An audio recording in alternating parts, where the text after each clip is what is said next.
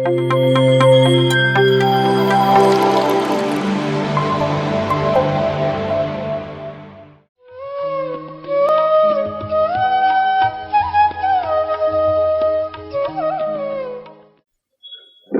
श्री गुरुभ्यो नमः। त्रैलोक्य संपदालयಕ್ಕೆ ಸಮಲೇಖನದಂತೆಯೇ ಸಚ್ಚಿದಾನಂದ ರೂಪಾಯ ಶಿವಾಯ ಪರಬ್ರಹ್ಮಣೇ ನಮಃ.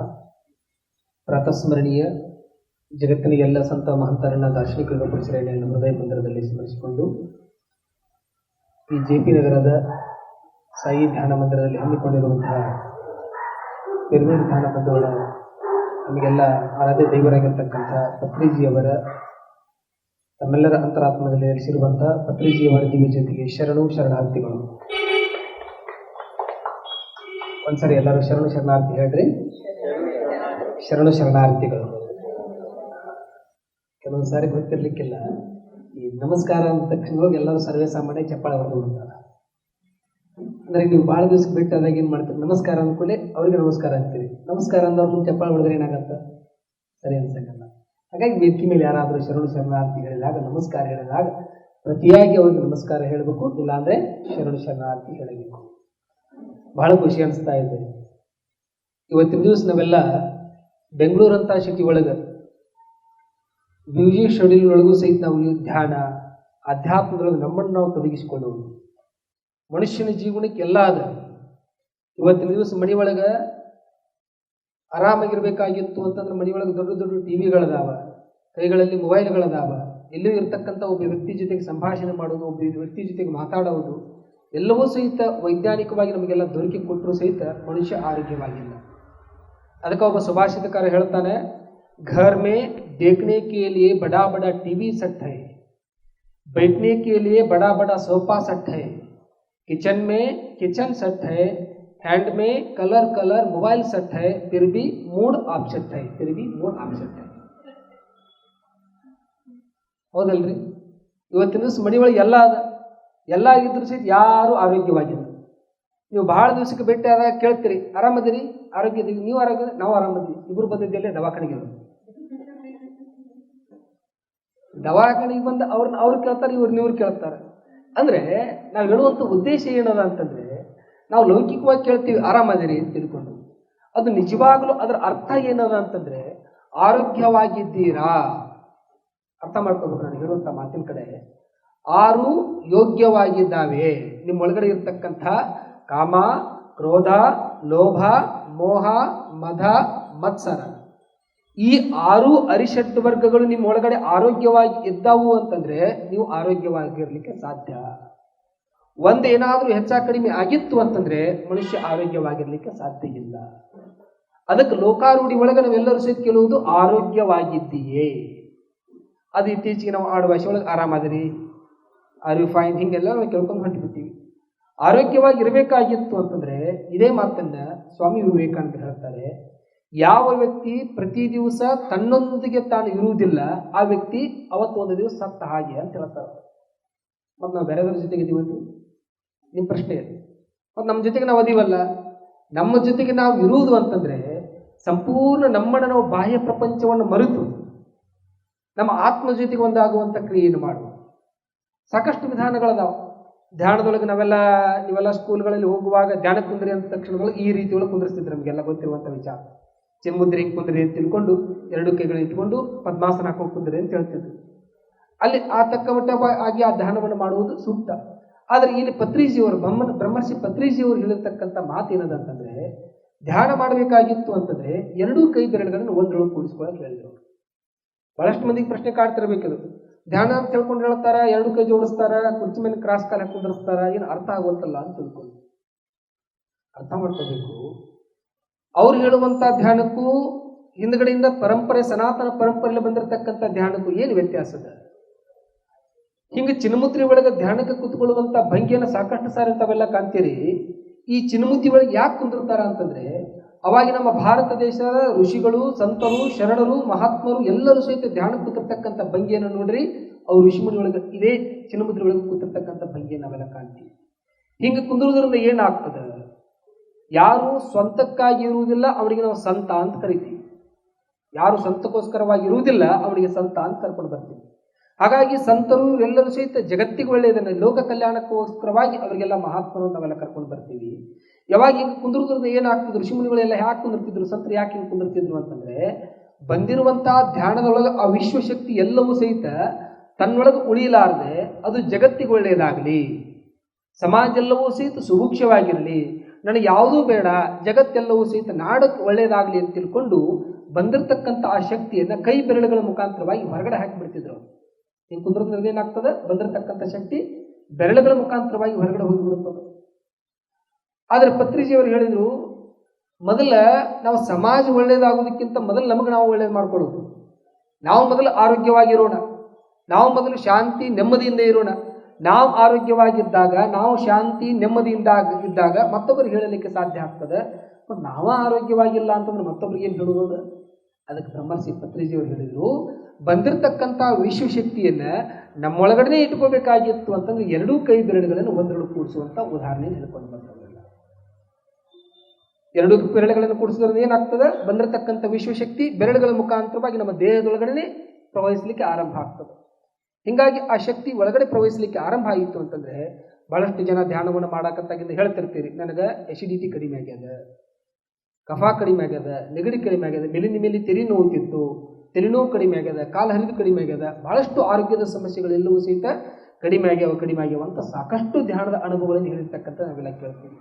ಯಾಕೆ ಹಿಂಗೆಲ್ಲ ಆಗ್ತದೆ ಅಂತಂದ್ರೆ ಆ ವಿಶ್ವಶಕ್ತಿ ಅನ್ನುವಂಥದ್ದು ನಮ್ಮ ದೇಹದೊಳಗಡೆ ಉಳಿಯುವುದರಿಂದ ನಾವೆಲ್ಲರೂ ಸಹಿತ ಆರೋಗ್ಯವಾಗಿರಲಿಕ್ಕೆ ಸಾಧ್ಯ ಆಗ್ತಾ ಇದೆ. ಹಾಗಾಗಿ ಪ್ರತಿಯೊಬ್ಬರೂ ಸಹಿತ ಧ್ಯಾನವನ್ನು ಮಾಡಬೇಕು ಅನ್ನುವಂಥದ್ದು ನಮ್ಮ ಶ್ರೀ ಪತ್ರಿಜಿಯವರ ಸತ್ಯ ಸಂಕಲ್ಪದೊಂದಿಗೆ ಎಲ್ಲ ಕಡೆಯೂ ಸಹಿತ ಧ್ಯಾನವನ್ನು ಪ್ರಚಾರವನ್ನು ಮಾಡೋದ್ರ ಜೊತೆಗೆ ಪ್ರತಿ ಮನೆಯಲ್ಲಿ ಧ್ಯಾನ ಆಗಬೇಕು, ಪ್ರತಿ ಮನೆಯಲ್ಲಿ ಒಂದು ಧ್ಯಾನ ಪಿರಮಿಡ್ಗಳನ್ನು ಶಕ್ತಿ ಕೇಂದ್ರವನ್ನಾಗಿ ಕಟ್ಟಬೇಕು ಅನ್ನುವಂಥ ಬ್ರಹ್ಮರ್ಷಿ ಪತ್ರಿಜಿಯವರ ಸಂಕಲ್ಪ ಆಗಿತ್ತು. ಹಾಗಾಗಿ ನಮ್ಮದು ಒಂದು ಯೋಗಾಯೋಗ, ಎತ್ತನ ಮಾಮರ ಎತ್ತನ ಕೋಗಿಲೆ ಎತ್ತನಿಂದೆತ್ತ ಸಂಬಂಧವಾಗಿ, ಸಮುದ್ರದ ಉಪ್ಪು ಬೆಟ್ಟದ ನೆಲ್ಲಿಕಾಯಿ, ಎಲ್ಲಿ ಬೆಂಗಳೂರು ಎಲ್ಲಿ ವಿಜಯಪುರ. ನೋಡಿ, ನಮಗೆ ನಿಮಗೆ ಇಲ್ಲಿ ಬಂದು ಕೂತ್ಕೊಂಡು ಇಷ್ಟು 4 ಮಾತುಗಳನ್ನು ಹೇಳಬೇಕಾಗಿತ್ತು, 4 ಮಾತುಗಳನ್ನು ಕೇಳಬೇಕಾಗಿತ್ತು ಅಂತಂದರೆ ನಮ್ಮ ಶ್ರೀರಾಮವರು ತಿಲಕ್ಕವರು ಮನೆ ಒಳಗಡೆ ಇಷ್ಟೊಂದು ಎಲ್ಲ ಧ್ಯಾನ ಯೋಜನೆಯನ್ನು ಮಾಡೋದ್ರ ಮುಖಾಂತರವಾಗಿ ನೀವೆಲ್ಲ ಕುದುರಿಸಿಕೊಂಡು ಇದಕ್ಕೆಲ್ಲ ಕಾರಣ ಯಾರು ಅಂತಂದರೆ ಬ್ರಹ್ಮರ್ಷಿ ಪತ್ರಿಜಿಯವರ ಶಕ್ತಿ ಕೇಳಿ ನಮ್ಮನ್ನೆಲ್ಲರೂ ಬಹಳಷ್ಟು ಖುಷಿ ಅನ್ನಿಸ್ತು. ಈಗ ನೀವು ಮನೆ ಒಳಗೆ ಒಬ್ಬರ ಧ್ಯಾನ ಮಾಡೋದಕ್ಕಿಂತ ಹಿಂಗೆ ಸಾಮೂಹಿಕವಾಗಿ 4 ಮಂದಿ ಬಂದು ಕೂತ್ಕೊಂಡು ಧ್ಯಾನ ಮಾಡ್ತೀರಲ್ಲ, ಒಂದು ಮನೆ ಒಳಗಾಗಿರ್ಬೋದು, ಒಂದು ದೇವಸ್ಥಾನದೊಳಗಾಗಿರ್ಬೋದು, ಅಲ್ಲಿ ಒಬ್ಬರಿಗಿಂತ 4 ಜನ ಕೂತ್ಕೊಂಡು ಏನು ಧ್ಯಾನ ಮಾಡ್ತೀರಲ್ಲ, ಅಲ್ಲಿ ವಿಶೇಷವಾಗಿರ್ತಕ್ಕಂಥ ಎನರ್ಜಿ ಬರ್ತಿರ್ತದೆ. ನೋಡ್ರಿ, ನೀವು ಇಲ್ಲಿ ಧ್ಯಾನ ಮಾಡ್ಕೊಂಡು ಬಂದು ಕೂತ ತಕ್ಷಣ ನೀವೆಲ್ಲ ಮರೆತು ಬಿಡ್ತೀರಿ. ಬಂದ ತಕ್ಷಣದೊಳಗೆ ಓಂ ನಮಃ ಶಿವಾಯ ಎನ್ನುವಂಥ ಮಂತ್ರವನ್ನು ಹಾಕಿದ್ರು, ನಂತರದೊಳಗೆ ಪ್ರತ್ಯಂಗಿರ ಮಂತ್ರವನ್ನು ಹಾಕಿದ್ರು. ಅದರೊಳಗೆ ನಾ ಏನಾದರೂ ಅಪರಾಧಗಳನ್ನು ಮಾಡಿದರೆ ಕ್ಷಮೆಯನ್ನು ಕೇಳುವಂಥ ಒಂದು ಸಂಸ್ಕೃತ ಶ್ಲೋಕಗಳನ್ನೆಲ್ಲ ಹೇಳುತ್ತಂತ ನಾವೆಲ್ಲ ಕೇಳ್ಕೊಂಡು ಬಂದಿವಿ. ಹಾಗಾಗಿ ಈ ಧ್ಯಾನವನ್ನು ಮಾಡುವುದರಿಂದ ನಮಗೆ ಗೊತ್ತಿದ್ದೋ ಗೊತ್ತಿರಲಾರ ನಮ್ಮೊಳಗೆ ಒಂದಿಷ್ಟು ಅಹಂಕಾರ ಅನ್ನುವಂಥ ಉಂಟಾಗ್ತಿರ್ತದೆ. ಅಹಂಕಾರ ಅನ್ನುವಂಥದ್ದು ನಾನಾ ಶಾಣೆ, ನಾನೇ ಎಲ್ಲ, ನನ್ನಿಂದ್ರೇ ಎಲ್ಲ ಅನ್ನುವಂಥ ಆ ಭಾವ ಹೋಗಬೇಕಾಗಿತ್ತು ಅಂತಂದರೆ ಒಂದಿಷ್ಟು ಕಿಂಕರತ್ವ ಭಾವ ನಮ್ಮೊಳಗೆ ಬರಬೇಕು. ಯಾರಲ್ಲಿ ಕಿಂಕರತ್ವ ಭಾವ ಅನ್ನುವಂಥದ್ದು ಬರ್ತದೆ ಅವನು ಶಂಕರತ್ವವನ್ನು ತಲುಪಲಿಕ್ಕೆ ಸಾಧ್ಯ ಆಗ್ತದೆ. ಕಿಂಕರತ್ವ ಅನ್ನುವಂಥದ್ದು ಬಹಳ ದೊಡ್ಡ ಕೆಲಸವನ್ನು ಮಾಡ್ತದೆ. ಅದಕ್ಕೆ ಎಲ್ಲ ಜೀವಗಳಲ್ಲಿ ಶ್ರೇಷ್ಠ ಜೀವ ಅಂತ ಈ ಮಾನವ ಜನ್ಮವನ್ನು ಕರ್ಕೊಂಡು ಬರ್ತಾರೆ. 84 ಲಕ್ಷ ಜೀವರಾಶಿ ಒಳಗೆ ಹುಟ್ಟಿ ಸತ್ತು ಈ ಮಾನವ ಜನ್ಮಕ್ಕೆ ಬಂದೀವಿ. ನಮಗೆಲ್ಲ ನಾನು ಬಹಳಷ್ಟು ಸಾರಿ ಪ್ರವಚನವಾಗಿ ಹೇಳ್ತಿರ್ತೀನಿ ಈ ಮಾತನ್ನು.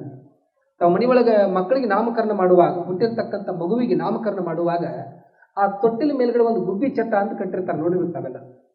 ಗೊತ್ತಾಗಲಿಲ್ಲ ಅಂದ್ರೆ ಯೂಟ್ಯೂಬ್ನೊಳಗೆ ಆಮೇಲೆ ಬೇಕಾದ್ರೆ ಸರ್ಚ್ ಮಾಡಿ ನೋಡ್ರಿ, ಗುಬ್ಬಿ ಚಟ್ಟ ಅಂದ್ರೆ ಏನು ಅಂತ ಗೊತ್ತಾಗ್ತದೆ. ಆ ಗುಬ್ಬಿ ಚಟ್ಟ ಅಂತ ಕಟ್ಟಿರ್ತಾರೆ. ಯಾಕೆ ತೊಟ್ಟಿಲ ಮೇಲೆ ಗುಬ್ಬಿ ಚಟ್ಟ ಅಂತ ಕಟ್ಟಿದ್ರು? ಆ ಗುಬ್ಬಿ ಚಟ್ಟದ ಒಳಗಡೆ ಒಂದಿಷ್ಟು ನಾಯಿ ಗೊಂಬಿ ಮಾಡಿ ಹಾಕಿರ್ತಾರೆ, ಈ ಕಡೆ ಪ್ರಾಣಿಗಳು ಬೇರೆ ಬೇರೆ ಪ್ರಾಣಿಗಳ ಗೊಂಬಿ ಮಾಡಿ ಹಾಕಿರ್ತಾರೆ. ಹಂದಿ ಆಗಿರ್ಬೋದು, ಕುದುರೆ ಆಗಿರ್ಬೋದು, ಕತ್ತೆ ಆಗಿರ್ಬೋದು, ಗುಬ್ಬಿ, ನವಿಲು, ಆ ಎಲ್ಲ ಪ್ರಾಣಿ ಪಶು ಪಕ್ಷಿಗಳನ್ನ ಗೊಂಬಿ ಆಕಾರವಾಗಿ ಮಾಡಿ ಆ ಗುಬ್ಬಿ ಚಟ್ಟ ಹಾಕಿರ್ತಾರೆ. ಎಲ್ಲಿ ಮಗು ತೊಟ್ಟಿಲೊಳಗೆ ಮಲಗಿರ್ತದ, ಮೇಲ್ಗಡೆ ಆ ಗುಬ್ಬಿ ಚಟ್ಟ ಹಾಕಿರ್ತಾರೆ. ಯಾಕೆ ಹಾಕಿರ್ತಾರೆ ಇದನ್ನ? ನಾನು ಪ್ರಶ್ನೆ ಮಾಡಕತ್ತೀನಿ, ಯಾಕೆ ಹಾಕಿರ್ತಾರೆ ಮುಂದುವರೆದು ಕೇಳಿದ್ರಿ ಅಂತ ನಿಮ್ಮ ಉತ್ತರ ಏನು ಬರ್ತದೆ ನಾನು ಅದು ಹೇಳ್ತೀನಿ. ಯಾಕೆ ಹಾಕ್ಯಾರ ಅಂತಂದ್ರೆ ಏನು ರೇಂಜರ್ ಮತ್ತು ಕೂಸು ತೊಟ್ಟಿಲೊಳಗೆ ಮಲ್ಕೊಂಡಿರ್ತದೆ, ಆ ಗುಬ್ಬಿ ನಾಯಿ ಅವನ್ನೆಲ್ಲ ನೋಡಿ ಒಂದು ಸ್ವಲ್ಪ ನಗಲಿ ಅನ್ನೋ ಕಾರಣಕ್ಕೆ ಹಾಕ್ಯಾರ ಅಂತ ನೀವು ಹೇಳ್ತೀರಿ. ನಿಮ್ಮ ಉತ್ತರ ಇದೆ. ನಮ್ಮ ಹಿರಿಯರು ಯಾವುದೇ ಒಂದು ಪರಂಪರೆ, ಒಂದು ತತ್ವ, ಒಂದು ಆಚರಣೆ ಮಾಡಬೇಕಾಗಿತ್ತು ಅಂತ ಸುಮ್ಮನೆ ಮಾಡ್ತಿರಂಗಿಲ್ಲ. ತನ್ನದೇ ಆಗಿರ್ತಕ್ಕಂಥ ಒಂದು ಹಿನ್ನೆಲೆಯನ್ನು ಆಧಾರವಾಗಿ ಇಟ್ಟುಕೊಂಡು ನಮ್ಮ ಹಿರಿಯರು ಮಾಡ್ಕೊಂಡು ಬಂದಿರತಕ್ಕಂಥ ಪರಂಪರೆಗಳಾದ.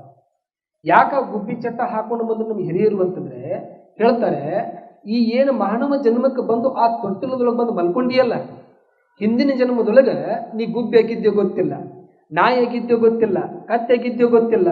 ಆ ಎಲ್ಲಾ ಪ್ರಾಣಿ ಪಶು ಪಕ್ಷಿಗಳನ್ನು ದಾಟಿ ದಾಟಿ ದಾಟಿ ದಾಟಿ ಈ ಮಾನವ ಜನ್ಮಕ್ಕೆ ಬಂದು ಎಲ್ಲಾ ತೊಟ್ಟಿ ತೊಟ್ಟಿ ತೊಟ್ಟಿ ಬಂದು ಈ ತೊಟ್ಟಿಲದೊಳಗೆ ಬಂದು ಮಲ್ಕೊಂಡಿ ಅನ್ನೋ ಕಾರಣಕ್ಕೆ ಗುಬ್ಬಿ ಚಟ್ಟ ಹಾಕೊಂಡು.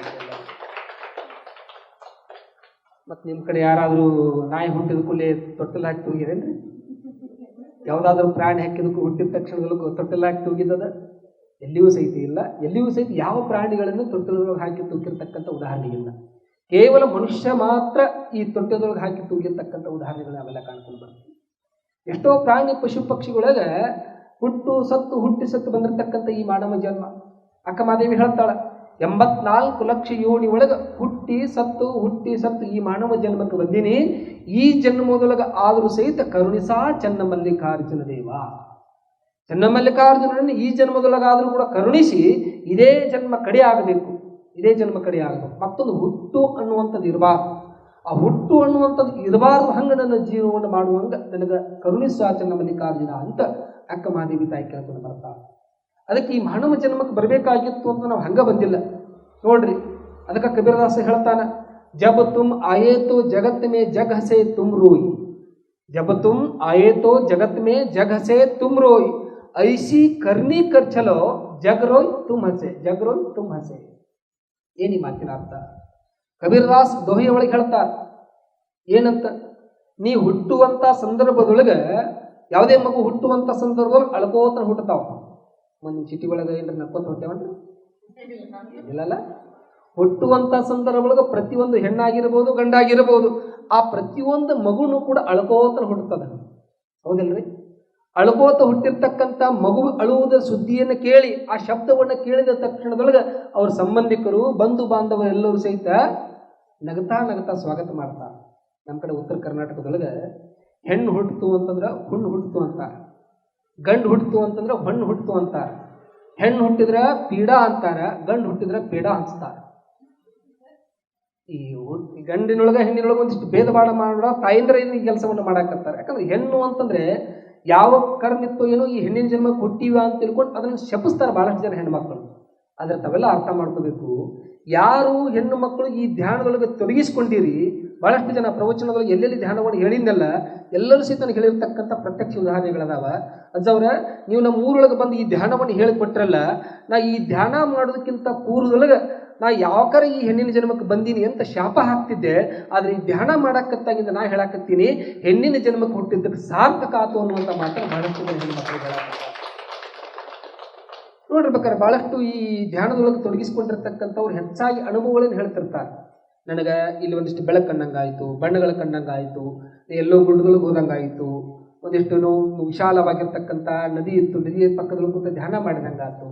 ಇವೆಲ್ಲ ಅನುಭವಗಳು ಕೇವಲ ಹೆಣ್ಮಕ್ಳು ಮಾತ್ರ ಹೇಳ್ತಿರ್ತಾರೆ. ಗಂಡು ಮಕ್ಕಳು ಯಾರೂ ಸಹಿತ ಈ ಧ್ಯಾನ ಹಾಕೋದಿರ್ಬೇಕಾದ್ರೆ ನೋಡ್ಬೇಕಾದ್ರೆ ಎಷ್ಟು PMC ಚಾನಲ್ ಒಳಗೆ ಅನುಭವಗಳನ್ನು ಹೇಳ್ಯಾರ. ನಮ್ಮ ಗಂಡು ಮಕ್ಳು ಯಾರು ಹೇಳೋದನ್ನ ಕಡಿಮೆ, ಯಾಕಂದ್ರೆ ನಮ್ಗೆ ಅನುಭವ ಆಗೋದ ಕಡಿಮೆ, ಹೇಳೋದು ಕಡಿಮೆ ಅನ್ನೋಕ್ಕೆ ಅನುಭವ ಆಗೋದ ಕಡಿಮೆ ನಮಗೆ. ಅವ್ರು ಒಪ್ಕೊಳಕತ್ರ ನೋಡು, ನಮಗೆ ಮುಂಚೆ ಆಗಿರ್ತಾವಂತ. ಯಾಕೆ ಈ ಮಾತನ್ನು ಹೇಳಾಕತ್ತೀನಿ ಅಂತಂದ್ರೆ, ಈ ಹೆಣ್ಣು ಗಂಡು ಅನ್ನುವಂಥ ಭೇದ ಭಾವದ ಬಗ್ಗೆ ನಾ ಹೇಳಾಕತ್ತಿಲ್ಲ. ಒಳಗಡೆ ಇರುವಂಥ ಆತ್ಮ ಅದು ಹೆಣ್ಣು ಅಲ್ಲ ಗಂಡು ಅಲ್ಲ. ಒಳಗಡೆ ಸುಳಿಯುವಂಥ ಆತ್ಮ ಅದು ಹೆಣ್ಣು ಅಲ್ಲ ಗಂಡು ಅಲ್ಲ. ಸಾಕ್ಷಾತ್ ಕಪಿಲ ಸಿದ್ಧ ಮಲ್ಲಿಕಾರ್ಜುನ ಅಂತ ತಿಳ್ಕೊಂಡಿರ್ತಾರೆ. ಅದು ಹೆಣ್ಣು ಅಲ್ಲ ಗಂಡು ಅಲ್ಲ, ಅದು ಆತ್ಮಕ್ಕೆ ಹೆಣ್ಣು ಅಂತ ತಿಳ್ಕೊಂಡು ಗಂಡು ಅಂತ ನಾವು ಹೇಳಕ್ಕೆ ಆಗುವುದಿಲ್ಲ. ಇದು ದೈಹಿಕವಾಗಿ ಬಂದಿರತಕ್ಕಂಥದ್ದು ನಾವು ಆಧಾರವಾಗಿ ಇಟ್ಕೊಂಡು ಹೆಣ್ಣು ಗಂಡು ಅಂತ ನಾವು ಭೇದ ಭಾವ ಮಾಡ್ತೀವಿ. ಆದರೆ ಹೆಣ್ಣು ಮಕ್ಕಳಲ್ಲಿ ಆಕ್ಟಿವ್ನೆಸ್ ಭಾಳ ಇರ್ತದೆ, ಗಂಡು ಮಕ್ಕಳಲ್ಲಿ ಆ ಆಕ್ಟಿವ್ನೆಸ್ ಕಡಿಮೆ ಇರ್ತದೆ. ಆ ಕಾರಣಕ್ಕೋಸ್ಕರವಾಗಿ ಹೆಣ್ಣು ಮಕ್ಕಳಿಗೆ ಬೇಗನೆ ಈ ಧ್ಯಾನ ಒಲಿತದೆ. ಬಹಳಷ್ಟು ಮಂದಿಗೆ ಆರೋಗ್ಯವಾಗಿ ಸುಧಾರಣೆ ಆಗಲಿಕ್ಕೆ ಬೇಗನೆ ಇದು ಧ್ಯಾನ ಅನ್ನುವಂಥದ್ದು ಒಂದಿಷ್ಟು ತುರಂತ ಔಷಧಿ ಅನ್ನುವಂಥದ್ದು ತಮಗೆಲ್ಲ ಕೂಡ ಆಗ್ತಿರ್ತದೆ ಅನ್ನುವಂಥದ್ದು. ಆದರೆ ಹೆಣ್ಣಿನ ಜನ್ಮಕ್ಕೆ ಬಂದ ತಕ್ಷಣ ಬಹಳಷ್ಟು ಜನ ಶಾಪ ಹಾಕೋದಕ್ಕೆ ನಮ್ಮ ಕಡೆ ಗಂಡು ಹುಟ್ಟಿದ್ರೆ ಪೇಡೆ ಹಂಚ್ತಾರ, ಹೆಣ್ಮಕ್ಳು ಹುಟ್ಟಿದ್ರೆ ಜಿಲೇಬಿ ಹಂಚ್ತಾರೆ. ನಮ್ಮ ಕಡೆ ಉತ್ತರ ಕರ್ನಾಟಕದ ಕಡೆ ಹೇಳಕತ್ತಿದ್ರು. ಆದರೆ ಇದರೆಲ್ಲ ಭೇದ ಭಾವ ಮಾಡುವುದು ಜನ್ಮ ಕೊಟ್ಟಿರ್ತಕ್ಕಂಥ ತಾಯಿನೇ ಈ ಭೇದ ಭಾವಗಳನ್ನು ಮಾಡಕತ್ತಾಳ. ಆದರೆ ಹೆಣ್ಣಿನ ಜನ್ಮದಲ್ಲಿ ಬಂದಿರತಕ್ಕಂಥವ್ರು ಬಹಳಷ್ಟು ಪುಣ್ಯಶಾಲಿಗಳು. ಯಾಕಂದರೆ ಸ್ವತಃ ರಾಮಕೃಷ್ಣ ಪರಮಹಂಸರ ಇತಿಹಾಸವನ್ನು ತೆಗೆದು ನೋಡ್ರಿ, ರಾಮಕೃಷ್ಣ ಪರಮಹಂಸರಿಗೆ ದೇವಿ ಒಲಿಬೇಕಾಗಿತ್ತು ಅಂತಂದರೆ ದೇವಿ ಪೂಜೆ ಮಾಡುವಾಗ, ಆರಾಧನೆಯನ್ನು ಮಾಡುವಾಗ ಸ್ವತಃ ಹೆಣ್ಣಿನ ರೂಪಕ್ಕೆ ತಮ್ಮನ್ನು ತಾವು ಬದಲಾಯಿಸಿಕೊಳ್ತಿದ್ರು ರಾಮಕೃಷ್ಣ ಪರಮಹಂಸರು. ಸ್ವತಃ ಸೀರೆಯನ್ನು ಉಟ್ಟುಕೊಂಡು, ಕೈಗಳಲ್ಲಿ ಬಳೆಗಳನ್ನು ಹಾಕ್ಕೊಂಡು, ಹಣೆಯಲ್ಲಿ ಕುಂಕುಮ ಧಾರಣೆಯನ್ನು ಮಾಡಿಕೊಂಡು, ತಾನು ಒಂದು ಹೆಣ್ಣು ಅನ್ನುವಂಥ ಭಾವದೊಳಗೆ ಪೂಜೆಯನ್ನು ಮಾಡಿದ್ದಕ್ಕೆ ಸಾಕ್ಷಾತ್ ಶಾರದಾ ಮಾತೆ ಆಶೀರ್ವಾದ ಆತು, ದೇವಿ ಆಶೀರ್ವಾದ ಆಯಿತು ಅನ್ನುವಂಥ ಉದಾಹರಣೆಗಳು ನಾವೆಲ್ಲ ನೋಡ್ಕೊಂಡು ಬರ್ತೀವಿ. ಅಂದರೆ ಶರಣಸತಿ ಲಿಂಗಪತಿ ಅಂತ ಬಸವಾದಿ ಶಿವಶರಣರು ಹೇಳಿದ ಹಾಗೆ, ನಿನಗ ಶರಣ ಸತಿ ಆದಾಗ ಮಾತ್ರ ಲಿಂಗಪತಿ ಅನ್ನುವಂಥ ಭಾವ ಭಗವಂತನ ಕೃಪೆ ಆಗಲಿಕ್ಕೆ ಸಾಧ್ಯ ಅನ್ನುವಂಥ ಮಾತನ್ನು ಹೇಳ್ಕೊಂಡು ಬರ್ತಾರೆ. ಹಾಗಾಗಿ ಯಾಕೆ ಈ ಮಾತನ್ನು ಹೇಳಾಕತ್ತೀನಿ ಅಂತಂದ್ರೆ, ಹುಟ್ಟಿದ ತಕ್ಷಣದೊಳಗೆ ಹೆಣ್ಣಾಗ್ಲಿ ಗಂಡಾಗ್ಲಿ ಹುಟ್ಟಿರುವಂಥ ಮಗು ಅದು ಅಳ್ಕೋತನ ಹುಡುಕ್ತದೆ. ಸಂಬಂಧಿಕರು ಎಲ್ಲರೂ ಸಹಿತ ಇದು ಹುಟ್ಟಿರ್ತಕ್ಕಂಥ ಮಗು ಅಳಾಕತ್ತದ ಅಂತ ಇವರು ಅಳ್ತಾರೇನ್ರಿ? ಏನ್ ಮಾಡ್ತಾರ ಅವರು? ನಗತಾ ನಗತಾ ಸ್ವಾಗತ ಮಾಡ್ತಾರೆ. ಹೆಣ್ಣು ಮಗು ಹುಡ್ತು, ಗಂಡು ಮಗು ಹುಡ್ತು, ಮಗುವಿನ ಜನನ ಆತು ಅಂತ ಬಹಳಷ್ಟು ಖುಷಿ ಸಂಭ್ರಮ ಆಚರಣೆ ಮಾಡ್ತಾರೆ. ಅದೇ ಮಾತನ್ನಂತಾನೆ ಕಬೀರದಾಸ, ಜಬ್ ತುಮ್ ಆಯೇ ತೋ ಜಗತ್ ಮೇ ಜಗ್ ಹಸೆ. ನೀ ಜಗತ್ತಿಗೆ ಬರುವಂತ ಪ್ರಸಂಗದೊಳಗ ಜಗತ್ತೆಲ್ಲವೂ ಸಹಿತ ನಗಾಕತ್ತಿತ್ತು, ನೀ ಅಳ್ಕೋತ ಹುಟ್ಟಿಯ ಅಂತ ಹೇಳ್ತಾರ. ಜಗತ್ತೆಲ್ಲ ನಗಾಕತ್ತದ, ನೀ ಅಳ್ಕೋತ ಹುಟ್ಟಿಯ. ಐಸಿ ಕರ್ನೀಕರ್ ಚಲೋ, ಏನು ಈ ಭೂಮಿ ಮೇಲೆ ಅಳ್ಕೋತ ಹುಟ್ಟಿಯಲ್ಲ, ಹುಟ್ಟಿರ್ತಕ್ಕಂಥವನು ನೀನು ಈ ಭೂಮಿಯನ್ನು ಬಿಟ್ಟು ಹೋಗುವಂತ ಸಂದರ್ಭದೊಳಗೆ ಹಿಂಗೆ ಜೀವನ ಮಾಡ್ಬೇಕಲ್ಲ, ಹೆಂಗೆ ಜೀವನ ಮಾಡಬೇಕು? ಇದನ್ನೇ ಜನಪದ ಗರತಿ ಹೇಳ್ತಾಳೆ. ಮಂದಿಯ ಒಳಗ ಚಂದಾಗಿ ಇರಬೇಕ ನಂದಿಯ ಶಿವನ ದಯದಿಂದ, ಮಂದಿಯ ಒಳಗ ಚಂದಾಗಿ ಇರಬೇಕ ನಂದಿಯ ಶಿವನ ದಯದಿಂದ, ಹೋಗುವಾಗ ಮಂದಿಯ ಬಾಯ ಆಗಿರಬೇಕ, ಹೋಗುವಾಗ ಮಂದಿಯ ಬಾಯ ಆಗಿರಬೇಕು. ಮತ್ತು ಬಾಯ ಆಗಿರ್ಬೇಕು ಅಂತ ತಿಳ್ಕೊಂಡು ಹೇಳಿದ ತಕ್ಷಣದೊಳಗೆ ಅದು ಹಲ್ಲಾಗಿರೋದಲ್ಲ, ಅರ್ಥ ಆಗ್ತಲ್ಲ ಹೇಳೋದು. ಬಾಯಾಗಿರ್ಬೇಕು ಅಂತ ತಿಳ್ಕೊಂಡು ಹೇಳಿದ ತಕ್ಷಣದೊಳಗೆ ಬಾಯಿ ಒಳಗ ಹಲ್ಲು ಅದಾವ, ನಾಲಿಗೆನೂ ಐತಿ, ಹೌದಿಲ್ರಿ? 32 ನಾಲಿಗೆ ಅದಾವ, ಒಂದ ಹಲ್ಲು ಐತಿ, ಹೌದಲ್ರಿ?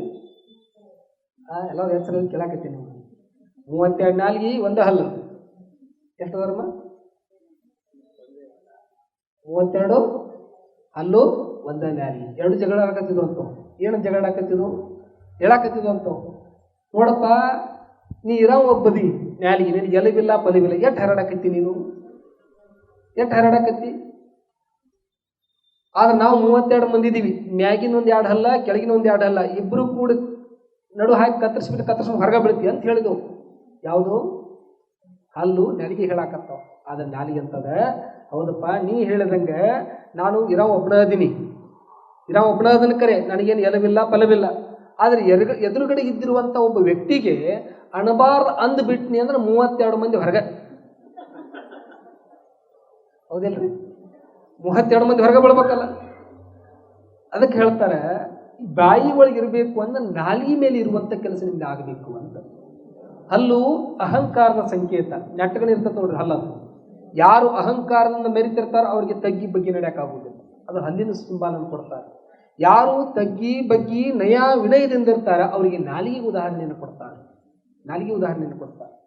ಹಾಗಾಗಿ ಒಂದಿಷ್ಟು ಎಷ್ಟು ಸಾಧ್ಯದಷ್ಟು ನಯ ವಿನಯ ಕಿಂಕರತ್ವದಿಂದ ಜೀವನವನ್ನು ಮಾಡಿದ್ದ ಕರೆ ಆಯಿತು ಅಂತಂದ್ರೆ ಅವರೆಲ್ಲರೂ ನಾಲಿಗೆ ಒಳಗೆ ಉಳಿಯುವಂತ ಕೆಲಸ ಕಾರ್ಯಗಳನ್ನು ಮಾಡ್ತಾರೆ. ನಮ್ಮ ಉತ್ತರ ಕನ್ನಡದಲ್ಲಿ ಮಾತಂತಾರೆ, ಯಾರಾದ್ರೂ ಕೆಟ್ಟ ಕೆಲಸ ಮಾಡ್ತಿದ್ರು, ಅವ್ರು ತೀರಿ ಹೋದ್ರು ಅಂತಂದ್ರೆ, ಈ ದೇಹವನ್ನು ತ್ಯಜಿಸಿದ್ರು ಅಂತಂದ್ರೆ ಅವ್ರಿಗೆ ಅಂತಾರೆ, ಇವನು ಕಾಲಾಗ ಸಾಕಾಗಿತ್ತು ಮರೆ, ಎಂದು ಹೊಕ್ಕಣಂಗಾಗಿತ್ತು, ಹೋಗಿದ್ದ ಭಾಳ ಚಲೋ ಆತು ಅಂತ ಹಲ್ಲು ಕಟ್ಟಿಸಿ ಮಾತಾಡ್ತಿರ್ತಾರೆ.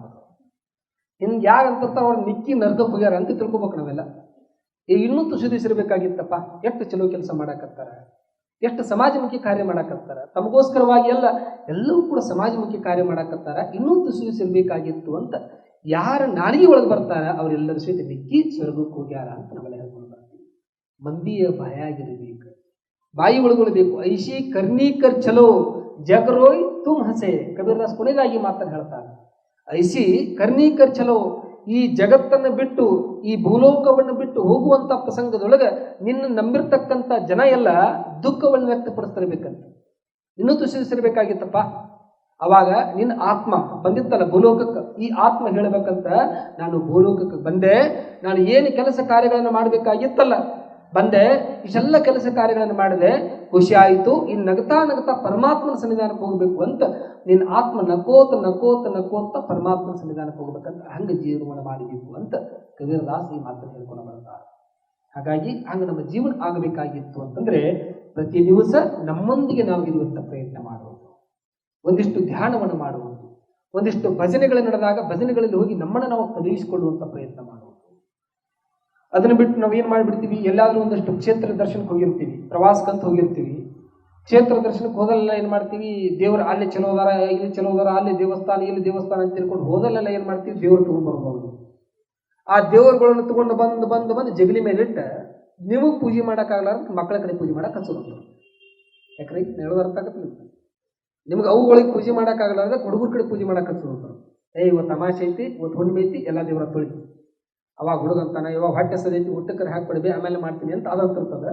ಅದಕ್ಕೆ ಅವು ಅಂತಿರ್ತಾಳ, ಇವತ್ತು ತಮಾಷೆದ ಎಲ್ಲ ದೇವರ ತಿಕ್ಕಿ ತೊಳೆದ ಮೇಲೆ ಆಮೇಲೆ ಊಟಕ್ಕೆ ಹಾಕ್ಕೊಡ್ತೀನಿ ಅಂತ. ಅವಾಗ ಹುಡುಗ ಅಂತ ದೇವ್ರ ಮೇಲೆ ಜಗಲಿ ಮೇಲೆ ದೇವ್ರ ಕುಣಿಯಾಗಿನ ಎಲ್ಲ ದೇವ್ರ ಎಣಿಸಿದವು. ಕಮ್ಮಿ ಒಂದು 100 ದೇವ್ರು ಇದ್ವು. ಯಾಕೆ ಅವ ಎಲ್ಲೆಲ್ಲಿ ಹೋಗಿದ್ಲಲ್ಲ, ಈಗ ಅದ್ರಾಗ ಆಧಾರ್ ಕಾರ್ಡ್ ಒಂದು ಐತಿ ನೋಡ್ರಿ, ಬಸ್ ಒಂದು ಫ್ರೀ ಅದಾವ. ಈ ಎಲ್ಲೆಲ್ಲಿ ಹೋಗಿರ್ತಾರೆ ಎಲ್ಲ ಕಡೆ ಒಂದೊಂದು ದೇವ್ರ ತಂದು 100 ದೇವ್ರ ಸಾಕಿದ್ಲಕ್ಕೆ ಅವು. ಇವು ವಿಚಾರ ಮಾಡಿದ, ಕಮ್ಮಿ 100 ದೇವ್ರು ಅದಾವ, ಈ ದೇವರ ಒಂದೊಂದು ತಿಕ್ಕಿ ತೊಳಿಬೇಕು ಅಂದ್ರೆ 1 ತಾಸು ಬೇಕಾಗ್ತದೆ, ಹೊಟ್ಟೆ ಅದರ ಹಸದದ, ಏನು ಮಾಡುವುದು ಅಂತ ತಿಳ್ಕೊಂಡು ವಿಚಾರ ಮಾಡಿ ಇದ್ದೂರಾಗ ಹಿಂದಿನ ಓಣ್ಯಾಗ ಅವ್ರ ಅಕ್ಕನ ಕೊಟ್ಟಿದ್ರು.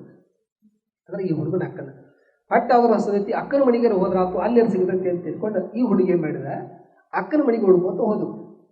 ಅಕ್ಕನ ಮನೆಗೆ ಹೊಡ್ಕೋತ ಹೋದ, ಅಲ್ಲಿ ಮಾವ ಹೊರಗಡೆ ಕೂತಿದ್ದೆವು. ಅಕ್ಕ ಅಂತ ಹೋದ, ಅವ ಮಾವ ಬಾರು ಹಳೆಯ ಭಾಳ ಚಲೋ ಟೈಮ್ ಬಂದಿ ಅನ್ನೋ. ಯಾಕ್ರಿ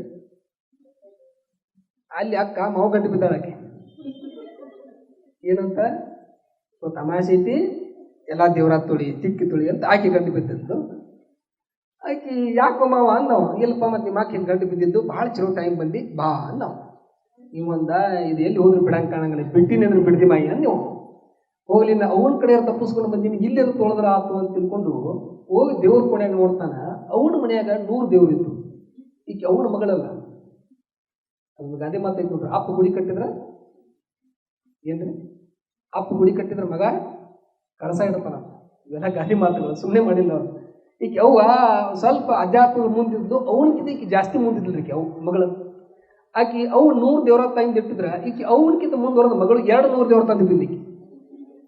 ಈಕೆ 200 ದೇವ್ರ ತಂದು ಇಟ್ಟಿದ್ದು. ಇವು ವಿಚಾರ ಮಾಡಿದ, ಎಲ್ಲಿ ಹೋದ್ರು ಬಿಡಕ್ಕೆ ಕಾಣಂಗಿಲ್ಲ, ಇಲ್ಲಿ ಅದ್ರ ತುಳಿನು ಅಂತ ತಿಳ್ಕೊಂಡು ಎಲ್ಲ ದೇವ್ರಾಗ ಗೊಳೆ ಮಾಡ್ಕೊಂಡ. ಎಲ್ಲ ದೇವ್ರ ಬಳ್ಕೊಂಡು ಕಿಸಿನ ಗೊಳೆ ಮಾಡ್ಕೊಂಡು ಅವನನ್ನೆಲ್ಲ ಕೂಡಿಸ್ಕೊಂಡು ಒಂದು ಚಿಲ್ಲಾಗ ಹಾಕಿಕೊಂಡವ್. ಚಿಲ್ದಾಗ ಹಾಕ್ಕೊಂಡು ಅದಕ್ಕೊಂದು ಸುತ್ತಲಿ ಕಟ್ಟಿದ, ದಾರ ಕಟ್ಟಿದ. ಅವನು ಕಟ್ಟಿ ಅದನ್ನು ಸೀದಾ ಹೋಗಿ ಬಾವಿ ಒಳಗೆ ದರದರ ಅಂತ ಬಿಟ್ಟು ಅವನು ಎಲ್ಲ ದೇವ್ರ ಹತ್ಕೊಂಡು. ಯಾವಾಗ ಬಾವಿ ಒಳಗೆ ಬಿಟ್ಟು 10 ನಿಮಿಷ ಆದಮೇಲೆ ಎಲ್ಲ ದೇವ್ರ ಜಗ್ಗಿ ಮತ್ತೆ ಜಗಲಿ ಮೇಲೆ ತನ್ನ ಹಂಗೆ ಜೋಡಿಸಿ ಇಟ್ಟು ಒಂದಿಷ್ಟು ವಿಭೂತಿ ಗಂಧ ತೊಗೊಂಡು ಹಿಂಗೆ ಮಾಡಿ ಸಿಮಡಿಸಿಬಿಟ್ಟ. ಎಲ್ಲರಿಗೂ ವಿಭೂತಿ ಹತ್ತಿಬಿಡ್ತು. ಉದ್ದಿನ ಕಡ್ಡಿ ಗಂಟೆ ತೊಗೊಂಡು ಬಾರಿಸ್ಕೊಂತ ನಿಂತುಬಿಟ್ಟ. ಮಾವಾಗ ಆಶ್ಚರ್ಯ ಆಯ್ತು, ಕಮ್ಮಿ ಅಂದ್ರೆ 200 ದೇವ್ರದಾವ, ಇಷ್ಟು 5 ನಿಮಿಷದೊಳಗೆ ಹೆಂಗೆ ದೇವ್ರ ತೊಳೆದಿವ, ಹೆಂಗೆ ದೇವ್ರ ತೊಳೆದ ಅಂತ ಚಿಂತೆ ಚಾಲು ಆತು. ಬಂದು ನೋಡ್ತಾನೆ, ಬಂದು ನೋಡಿದೊಳಗೆ ಎಲ್ಲ ದೇವ್ರ ತೊಳೆದದ್ದು ಇತ್ತು, ಪೂಜೆ ಮಾಡಿದ್ದು ಕರೆಯಾಗಿತ್ತು. ಆದ್ರೆ ಅಲ್ಲಿ ಏನಾಗಿಬಿಟ್ಟಿತ್ತು ಅಂತಂದ್ರೆ 200 ದೇವ್ರೊಳಗೆ 50 ದೇವ್ರು ಉಳಿದಿದ್ದವು ಜಗಲಿ ಮೇಲೆ. ಅಳಿಯ ನಾವು ಯಾಕೋ ಮಾವ ಪೂಜೆ ಮಾಡಿದ್ನಿ ಮಾವ. ಹೌದಪ್ಪ, ಮಾಡಿದ ಕರೆ ಆಗಲ್ಲಕಂದ್ರೆ ಇಟ್ಟು ಜಲ್ದಿ ಹಂಗೆ ತೊಳೆದಿಲಾಕತ್ತ ದೇವ್ರು ಉಳ್ಕದಲ್ಲಿ ಹೋಗಿ ಅವು ಕಡಿಮೆ ಆಗಿಲ್ಲ, ಬರ 50 ತೊಳೆದಲ್ಲ ನಾವು. ಅವಾಗ ಅಳಿಯ ಅಂದ, ಇಲ್ಲಿ ಮಾವ ಎಲ್ಲ ದೇವ್ರ ತಗೊಂಡು ಸ್ವಿಮ್ಮಿಂಗ್ ಮಾಡಿಸ್ಕೊಂಡು ಬರಬೇಕು ಅಂತ ಬಾವಿ ತಗೊಂಡು ಹೋಗಿದ್ದೆ, ಈಶಾಡ್ಸ್ಕೊಂಡು ಬರಬೇಕು ಅಂತ ಎಲ್ಲ ದೇವ್ರ ತಗೊಂಡು ಬಾವಿ ತಗೊಂಡು ಹೋಗಿದ್ದೆ. ಮತ್ತು ಯಾವ ಈಸ್ ಬಂದೈತಿ, ಸ್ವಿಮ್ಮಿಂಗ್ ಬಂದೈತಿ, ಅವು ಬಂದು ಜಗಲಿ ಮೇಲೆ ಕುಂತಾವ. ಯಾವ ಈಸ್ ಬಂದಿಲ್ಲ, ಮುಳುಗ್ಯಾವ, ನಾ ಏನು ಮಾಡಲಿ ಅನ್ನೋ. ನಾ ಹೇಳುವಂಥ ಉದ್ದೇಶ ಇದು ತಮಾಷೆ ಆಗಿರಬಹುದು. ಅದನ್ನು ಹೇಳುವಂಥ ಉದ್ದೇಶ ಏನದ ಅಂತಂದ್ರೆ, ನೀವು ಹೋದಲ್ಲೆಲ್ಲ ಕ್ಷೇತ್ರಗಳಲ್ಲಿ ಹೋದಲ್ಲೆಲ್ಲ ಒಂದು ದೇವರುಗಳನ್ನು ತೆಗೆದುಕೊಂಡು ಬಂದು ನಿಮಗೆ ಪೂಜೆ ಮಾಡೋಕ್ಕಾಗಲಾರ್ದ ಮಕ್ಕಳ ಕಡೆ ಪೂಜೆ ಮಾಡಿಸೋದಕ್ಕಿಂತ ಎಷ್ಟು ಸಾಧ್ಯದ ಅಷ್ಟು ಜಗಲಿ ಮೇಲೆ ದೇವರ ಇಡಬಾರ್ದು ಅಂತ ಹೇಳಕತ್ತಿಲ್ಲ. ನಮ್ಮ ಸನಾತನ ಹಿಂದೂ ಧರ್ಮದೊಳಗೆ, ನಮ್ಮ ಪರಂಪರೆ ಒಳಗೆ ಏನು ದೇವರ ಆರಾಧನೆ ಮಾಡ್ಕೊಂಡು ಬರುವಂಥ ಪರಂಪರೆ ಬಂದದ. ಮಣಿ ದೇವರು, ಮಣಿ ಗುರುಗಳು ಎಲ್ಲ ಮಾಡ್ಕೊಂಡು ಬಂದಿರ್ತಕ್ಕಂಥ ಪರಂಪರೆ ಅದ. ಆ ರೀತಿಯಾಗಿರ್ತಕ್ಕಂಥ 1 ರಿಂದ 5 ದೇವರುಗಳನ್ನು ಇಟ್ಕೊಳ್ರಿ. ನಿಮಗೂ ಅನುಕೂಲ ಆಗಿರ್ಬೇಕು, ಅವ್ರಿಗೂ ಅನುಕೂಲ ಆಗಿರ್ಬೇಕು. ಈ ರೀತಿಯಾಗಿರ್ತಕ್ಕಂಥ ದೇವರುಗಳನ್ನು ಇಟ್ಕೊಂಡು ಪೂಜೆ ಆದ ತಕ್ಷಣದೊಳಗೆ ಒಂದಿಷ್ಟು ಮಕ್ಕಳನ್ನು ಕರ್ಕೊಂಡು ಒಂದಿಷ್ಟು ಧ್ಯಾನವನ್ನು ಮಾಡುವಂಥ ಪ್ರಯತ್ನ ಮಾಡಬೇಕು. ನೀವು ಮೊದಲು ಒತ್ತು ಕೊಡುವುದು ಧ್ಯಾನಕ್ಕೋಸ್ಕರವಾಗಿ ಒತ್ತು ಕೊಡುವುದು. ನಮ್ಮ ಧರ್ಮ, ನಮ್ಮ ಪರಂಪರೆ ಯಾವುದೇ ಆಗಿರಲಿ, ಆದರೆ ನಮ್ಮೊಂದಿಗೆ ನಾವು ಇರುವಂಥ ಒಂದು ಸರಳವಾಗಿರ್ತಕ್ಕಂಥ ಧ್ಯಾನವನ್ನು ಬ್ರಹ್ಮರ್ಷಿ ಪತ್ರಿಜಿಯವರು ಹೇಳ್ಕೊಟ್ಟಿದ್ದಾರೆ. ಏನು ಕೆಲಸದ ಹೇಳ್ರಿ, ಸ್ನಾನ ಮಾಡೋದು, ಒಂದಿಷ್ಟು ಧರ್ಮದ ಆಗಿರ್ತಕ್ಕಂಥ ಗಂಧಗಳನ್ನು ಲೇಪನ ಮಾಡ್ಕೊಂಡು ಹನಿಗೆಲ್ಲ ಹಚ್ಕೊಂಡು 2 ಕೈಗಳನ್ನು ಜೋಡಿಸ್ಕೊಂಡು ಕಣ್ಣು ಮುಚ್ಚಿಕೊಂಡು ಸುಮ್ಮನೆ ಉಸಿರಾಟ ಮೇಲೆ ಲಕ್ಷ ಕಟ್ಕೊಂಡು ಕೂತು ಬಿಟ್ಟರೆ ಅದ ಒಂದು ಧ್ಯಾನ ಅನಿಸ್ಕೊಳ್ತದೆ. ಈ ಮಂತ್ರಗಳನ್ನು ಹಾಕುವುದು ನಾ ಬೇಡ ಅಂತ ಹೇಳೋದಿಲ್ಲ. ಮಂತ್ರಗಳ ಜೊತೆಗೆ ಮಂತ್ರಕ್ಕಿಂತ ಮೊದಲು ಧ್ಯಾನ ಮಾಡುವಾಗ ಒಂದು ಯಾವುದಾದ್ರೂ ಫ್ಲೂಟ್ ಮ್ಯೂಸಿಕ್ಗಳನ್ನು ಹಾಕ, ಕೊಳಲು ವಾದನಗಳನ್ನು ಹಾಕ. ಈ ಬ್ರಹ್ಮರ್ಷಿ ಪತ್ರಿಜಿಯವರು ಹೇಳಿರ್ತಕ್ಕಂಥ ಉದಾಹರಣೆ ಏನದಂತಂದ್ರೆ, ಒಂದು ಯಾವುದಾದ್ರೂ ಓಂ ನಮ ಶಿವಾಯ ಎನ್ನುವಂಥ ಮಂತ್ರವನ್ನು ಹಾಕಿದೀವಿ ಅಂದ್ರೆ ಆ ಕಡೆ ಲಕ್ಷ ಹೋಗ್ಬಿಡ್ತದೆ. ನಮ್ಮಲ್ಲಿ ಕೂಡ ಆ ಓಂ ನಮ ಶಿವ ಅನ್ನುವಂಥ ಜಪ ಆಗಲಿಕ್ಕೆ ಆರಂಭ ಆಗ್ತದೆ. ಅದು ಧ್ಯಾನದ ಕಡೆ ಹೋಗಲಿಕ್ಕೆ ಸಾಧ್ಯ ಆಗಲಿಕ್ಕಿಲ್ಲ ಅನ್ನುವ ಕಾರಣಕ್ಕೆ ಪತ್ರಿಜಿಯವರು ಹೇಳಿರ್ತಕ್ಕಂಥ ಮಾತು ಏನದಂತಂದ್ರೆ, ಉಸಿರಾಟವೇ ದೇವರು, ಉಸಿರಾಟವೇ ಗುರು, ಉಸಿರಾಟವೇ ಮಂತ್ರ ಆಗಬೇಕು. ಯಾವಾಗ ಧ್ಯಾನ ಮುಗಿತದಲ್ಲ, ಮುಗಿದ ತಕ್ಷಣದಲ್ಲಿ ಬೇಕಾದ್ರೆ ಓಂಕಾರಗಳನ್ನು ಹೇಳ್ರಿ. ಬೇಕಾದ್ರೆ ನಮ್ದು ಯೂಟ್ಯೂಬ್ ಒಂದು ಚಾನಲ್ ಅದ, ಸರಳ ಧ್ಯಾನ 2 ಅಂತ ಒಂದು ಯೂಟ್ಯೂಬ್ ಚಾನಲ್ ಕೂಡ ಮಾಡಿದ್ದೀವಿ. ಅದರೊಳಗೆ ಈ ಧ್ಯಾನವನ್ನು ಮಾಡಿಸಿ. ಯಾಕಂದರೆ ಈಗ ಮಂತ್ರಗಳನ್ನು ಹೇಳಬಾರ್ದು ಹಂಗೆ ಹಿಂಗೆ ನಾನು ಹೇಳಕತ್ತಿಲ್ಲ. ಆದರೆ ಈ ಧ್ಯಾನ ತುರಂತಾಗಿ ನಿಮ್ಗೆ ಹತ್ತಬೇಕಾಗಿತ್ತು ಅಂತಂದರೆ ಸುಮ್ಮನೆ 2 ಕೈಗಳನ್ನು ಜೋಡಿಸ್ಕೊಂಡು ತಗೊಳ್ಳೋದು, ಕಣ್ಣು ಮುಚ್ಚಿದ ತಕ್ಷಣದೊಳಗೆ ಎಲ್ಲರಿಗೂ ಕತ್ಲ ಕಾಣ್ತದೆ. ಮತ್ತು ಯಾರಿಗಾರು ಒಮ್ಮೆ ಬೆಳಕು ಕಾಣ್ತದೆ, ಎಲ್ಲರಿಗೂ ಕತ್ಲ ಕಾಣ್ತದೆ. ಆ ಕತ್ತಲು ಕಾಣುವಂಥ ಪ್ರಸಂಗದಲ್ಲಿ 2 ಹುಬ್ಬುಗಳ ಮಧ್ಯೆ ಮನಸ್ಸನ್ನು ಕೇಂದ್ರೀಕರಿಸೋದು.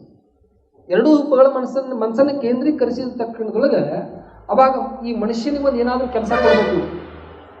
ಕೆಲಸ ಕೊಡಲಿಲ್ಲ ಅಂದ್ರೆ ಮನುಷ್ಯ ಒಂದು 5 ನಿಮಿಷ ಕುಂದ್ರೋದಿಲ್ಲ. ನೀವು ಬೇಕಾದ್ರೆ ಸುಮ್ಮನೆ ಕುಂದ್ರೆ ನೋಡೋಣ, ಕುಂದ್ರೋದಿಲ್ಲ, ಯಾರು ಕೂಡ ಕುಂದ್ರೋದಿಲ್ಲ. ಅದಕ್ಕೆ ಇವನು ಒಂದು ಏನಾದರೂ ಕೆಲಸ ಕೊಡ್ಬೇಕಲ್ಲ.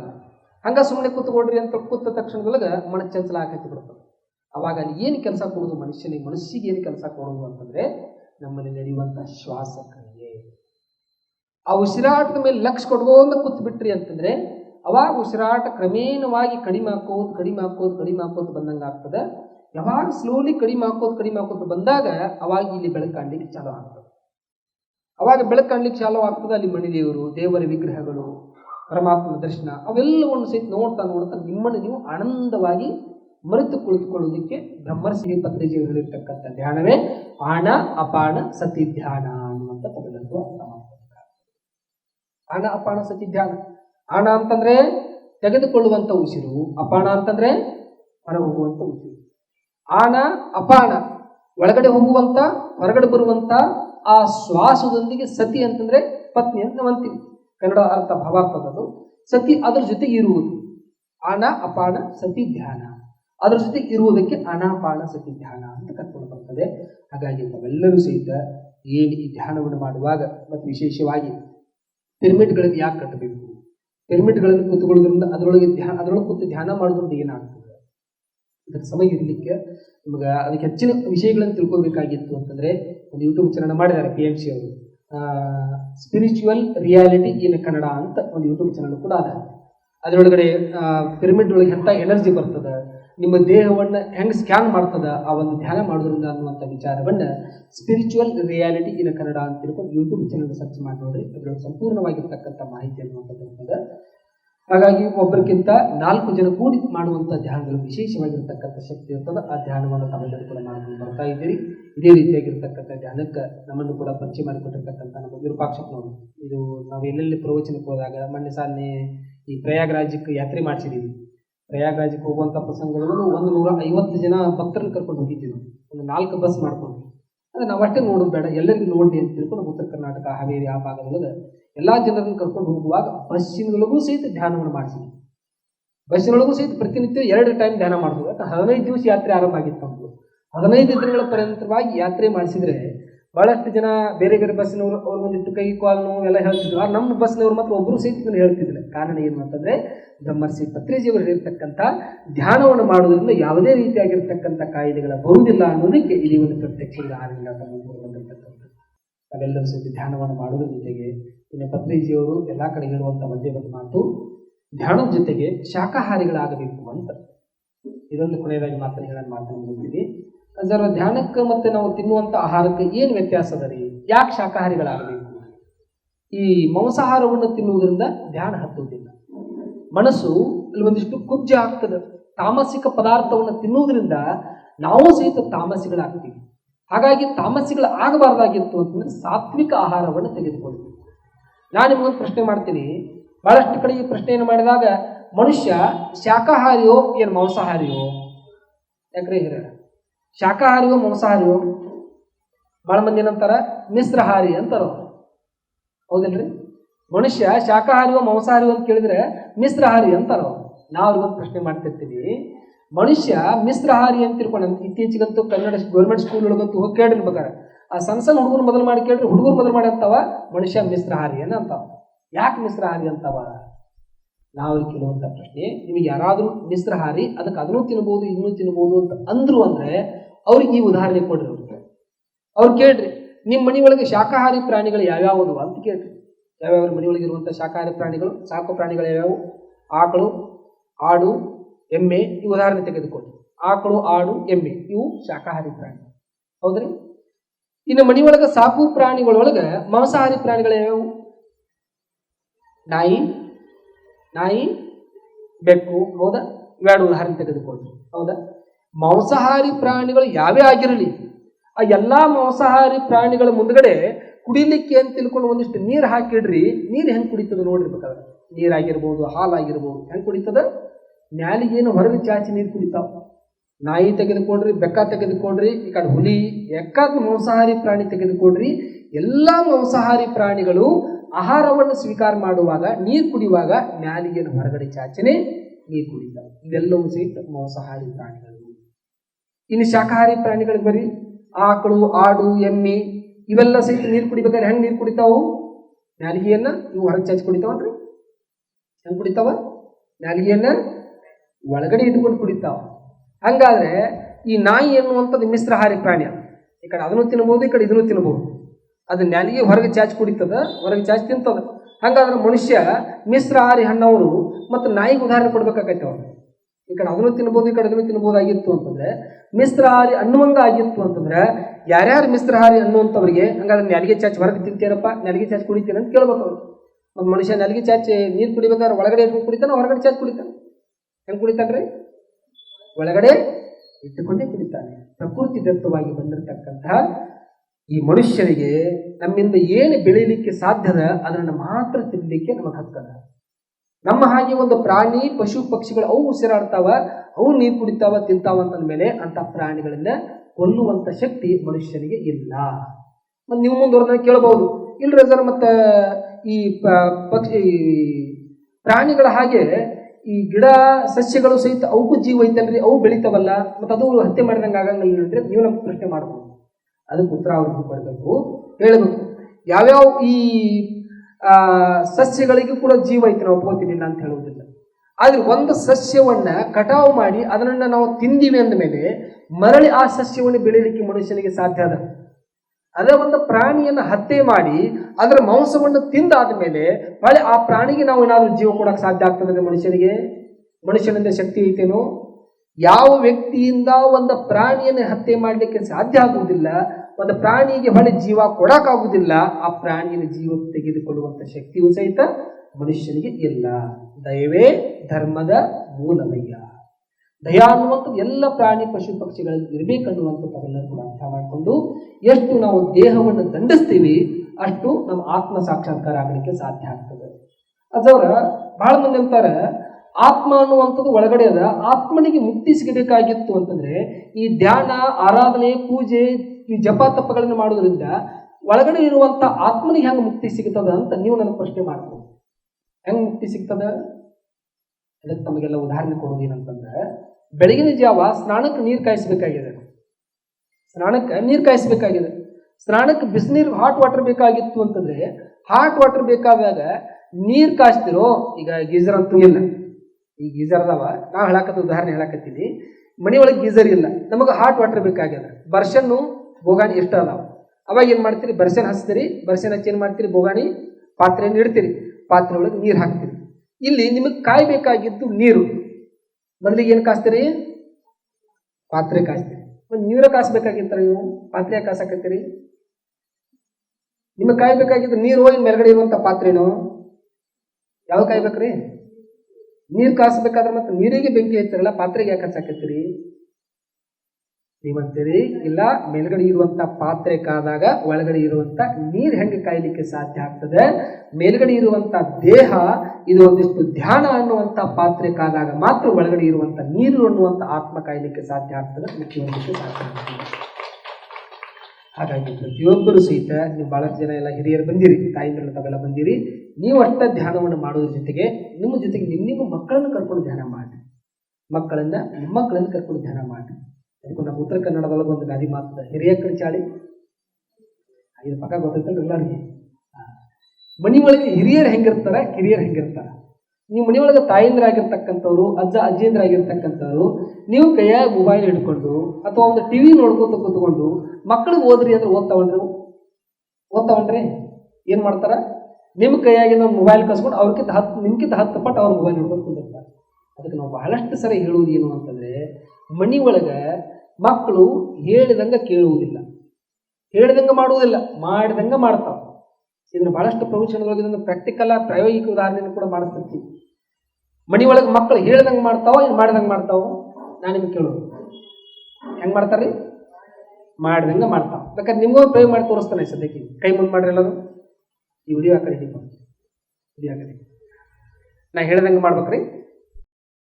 ನಾ ಹೇಳ್ದಂಗೆ ಮಾಡ್ರಿ. ಕೈ ಬೆರಳಿನ ಮುಂದೆ ತಗೊಂಬರ್ರಿ. ನಾ ಹೇಳ್ದಂಗೆ ಮಾಡ್ಬೇಕಾ? ನನ್ನ ಕಡೆ ಲಕ್ಷ ಕೊಡ್ರಿ. ನಾ ಹೇಳ್ದಂಗೆ ಮಾಡಿ. ಕೈ ಬೆರಳು ಮುಂದೆ ತಗೊಂಡು ಬಂದು ಕೈ ಮೇಲೆ ಮಾಡ್ರಿ. ಅದ್ರೊಳಗೆ 4 ಬೆರಳು ಮಾಡಿಸ್ರಿ. 1 ಬೆರಳು ಹಂಗೆ ಹಿಂಗೆ ತೋರಿಸ್ತಿರ್ತಿರಲ್ಲ, ಆ ಬೆರಳು ತಗೊಂಡು ಬಂದು ಮುಂದೆ ಮಾಡ್ರಿ. ನಾ ಹೇಳ್ದಂಗೆ ಮಾಡ್ರಿ. ನಾ ಹೇಳ್ದಂಗೆ ಮಾಡ್ರಿ. ನಾ ಹೇಳ್ದಂಗೆ ಮಾಡ್ಬೋದು. ಆ ಬೆರಳು ತಗೊಂಡು ಬಂದು ನೀವು ಗದ್ದದ ಮೇಲೆ ಇಟ್ಕೊಡ್ರಿ.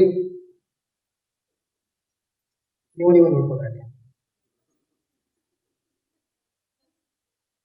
ಗದ್ದೆ ಯಾವುದು ಹೊಣಿಯೋದು ಗೊತ್ತಿಲ್ಲ, ನೀವು ಗದ್ದೆ ಯಾವುದು ಹೊಣಿಯೋದು ಗೊತ್ತಿಲ್ಲ. ನಾ ಹೇಳಿದ್ ನಿಮಗ ಹೇಳ್ದಂಗೆ ಮಾಡಕ್ ತಿಳಿದ್, ಮಾಡಿದಂಗೆ ಮಾಡಿ ತಿಳಿದ್ ಇಲ್ಲ. ನೀವು ಮಾತಾಡ್ರ ಅನ್ಕೊಡ. ನೀವು ಹೇಳ್ದಂಗೆ ಮಾಡಕ್ ಹೇಳಿದ್ರೆ ಮಾಡಿದಂಗೆ ಮಾಡಿ ತಿಳಿದ್ನ. ಏನ್ ಮಾಡಿದ್ರಿ? ನಾ ಹೇಳಿದ್ದೇನೆ ನಿಮಗ, ನಾ ಹೇಳ್ದಂಗೆ ಮಾಡಕ್ ತಿಳಿದ್ನೇನ್ರಿ. ನೀವೇನ್ ಮಾಡಿದ್ರಿ? ಮಾಡಿದಂಗ ಮಾಡಿದ್ರಿ. ನಿಮ್ ಮನಿ ಸಂಸಾರನು ಹಿಗ್ಗೆ ಇದೇ ತಿಳ್ಕೊಂಡ್ಬಿಡ್ಬೇಕು ನೀವೆಲ್ಲ. ನಿಮ್ಮ ಮನಿ ಒಳಗೆ ಯಾಕೆ ಹಿಂಗ ಆಗಾಕತ್ತದಂತ, ಮನಿ ಒಳಗೆ ನೀವು ಹಿರಿಯರು ಹೆಂಗಿರ್ತೀರಿ, ನಿಮ್ಮನ್ನು ನೋಡಿ ನಿಮ್ಮ ಮಕ್ಕಳ ಕಲಿಯಾಕತ್ತ. ನೀವು ಅತಿಯಾದ ಮೊಬೈಲ್ಗಳನ್ನು ಬಳಕೆ ಮಾಡೋದ್ರಿಂದ ಮಕ್ಕಳು ಸಹಿತ ಮೊಬೈಲ್ಗಳನ್ನು ಹಿಡಿಯಲಿಕ್ಕೆ ಆರಂಭ ಮಾಡಕತ್ತಾವ.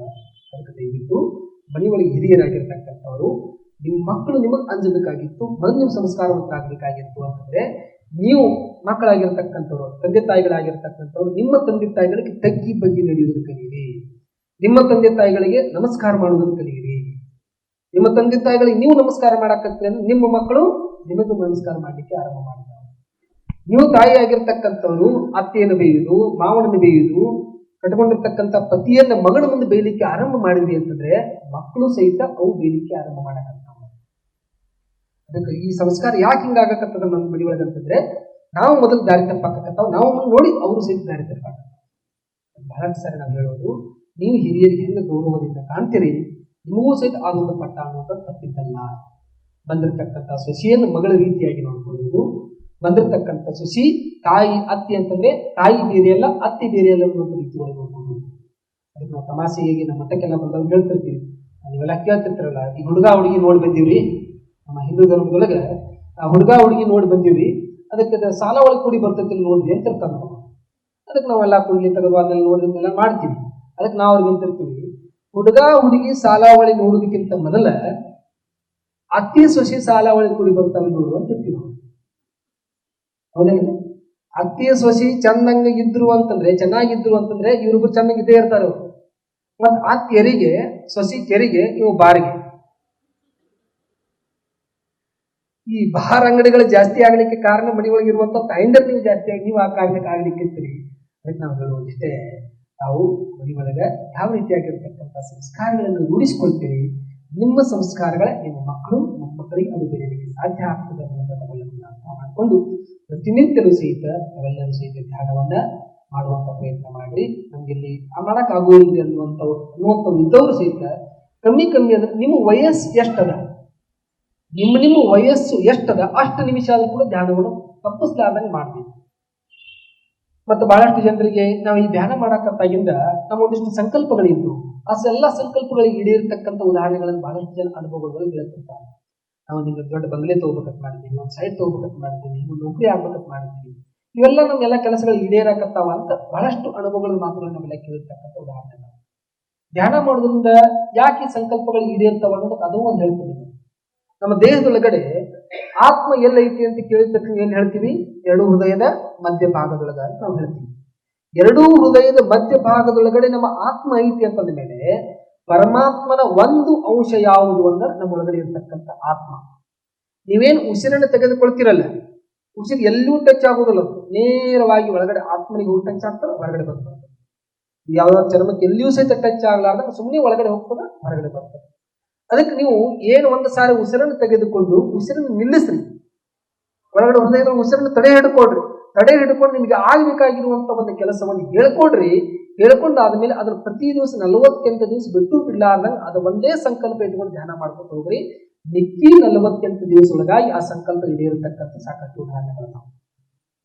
ಹಾಗಾಗಿ ಯಾವುದೇ ಸಮಸ್ಯೆಗಳಲ್ಲಿ ಎಲ್ಲದಕ್ಕೂ ಒಂದೇ ಪರಿಹಾರ, ಅದು ಒಂದು ಧ್ಯಾನ.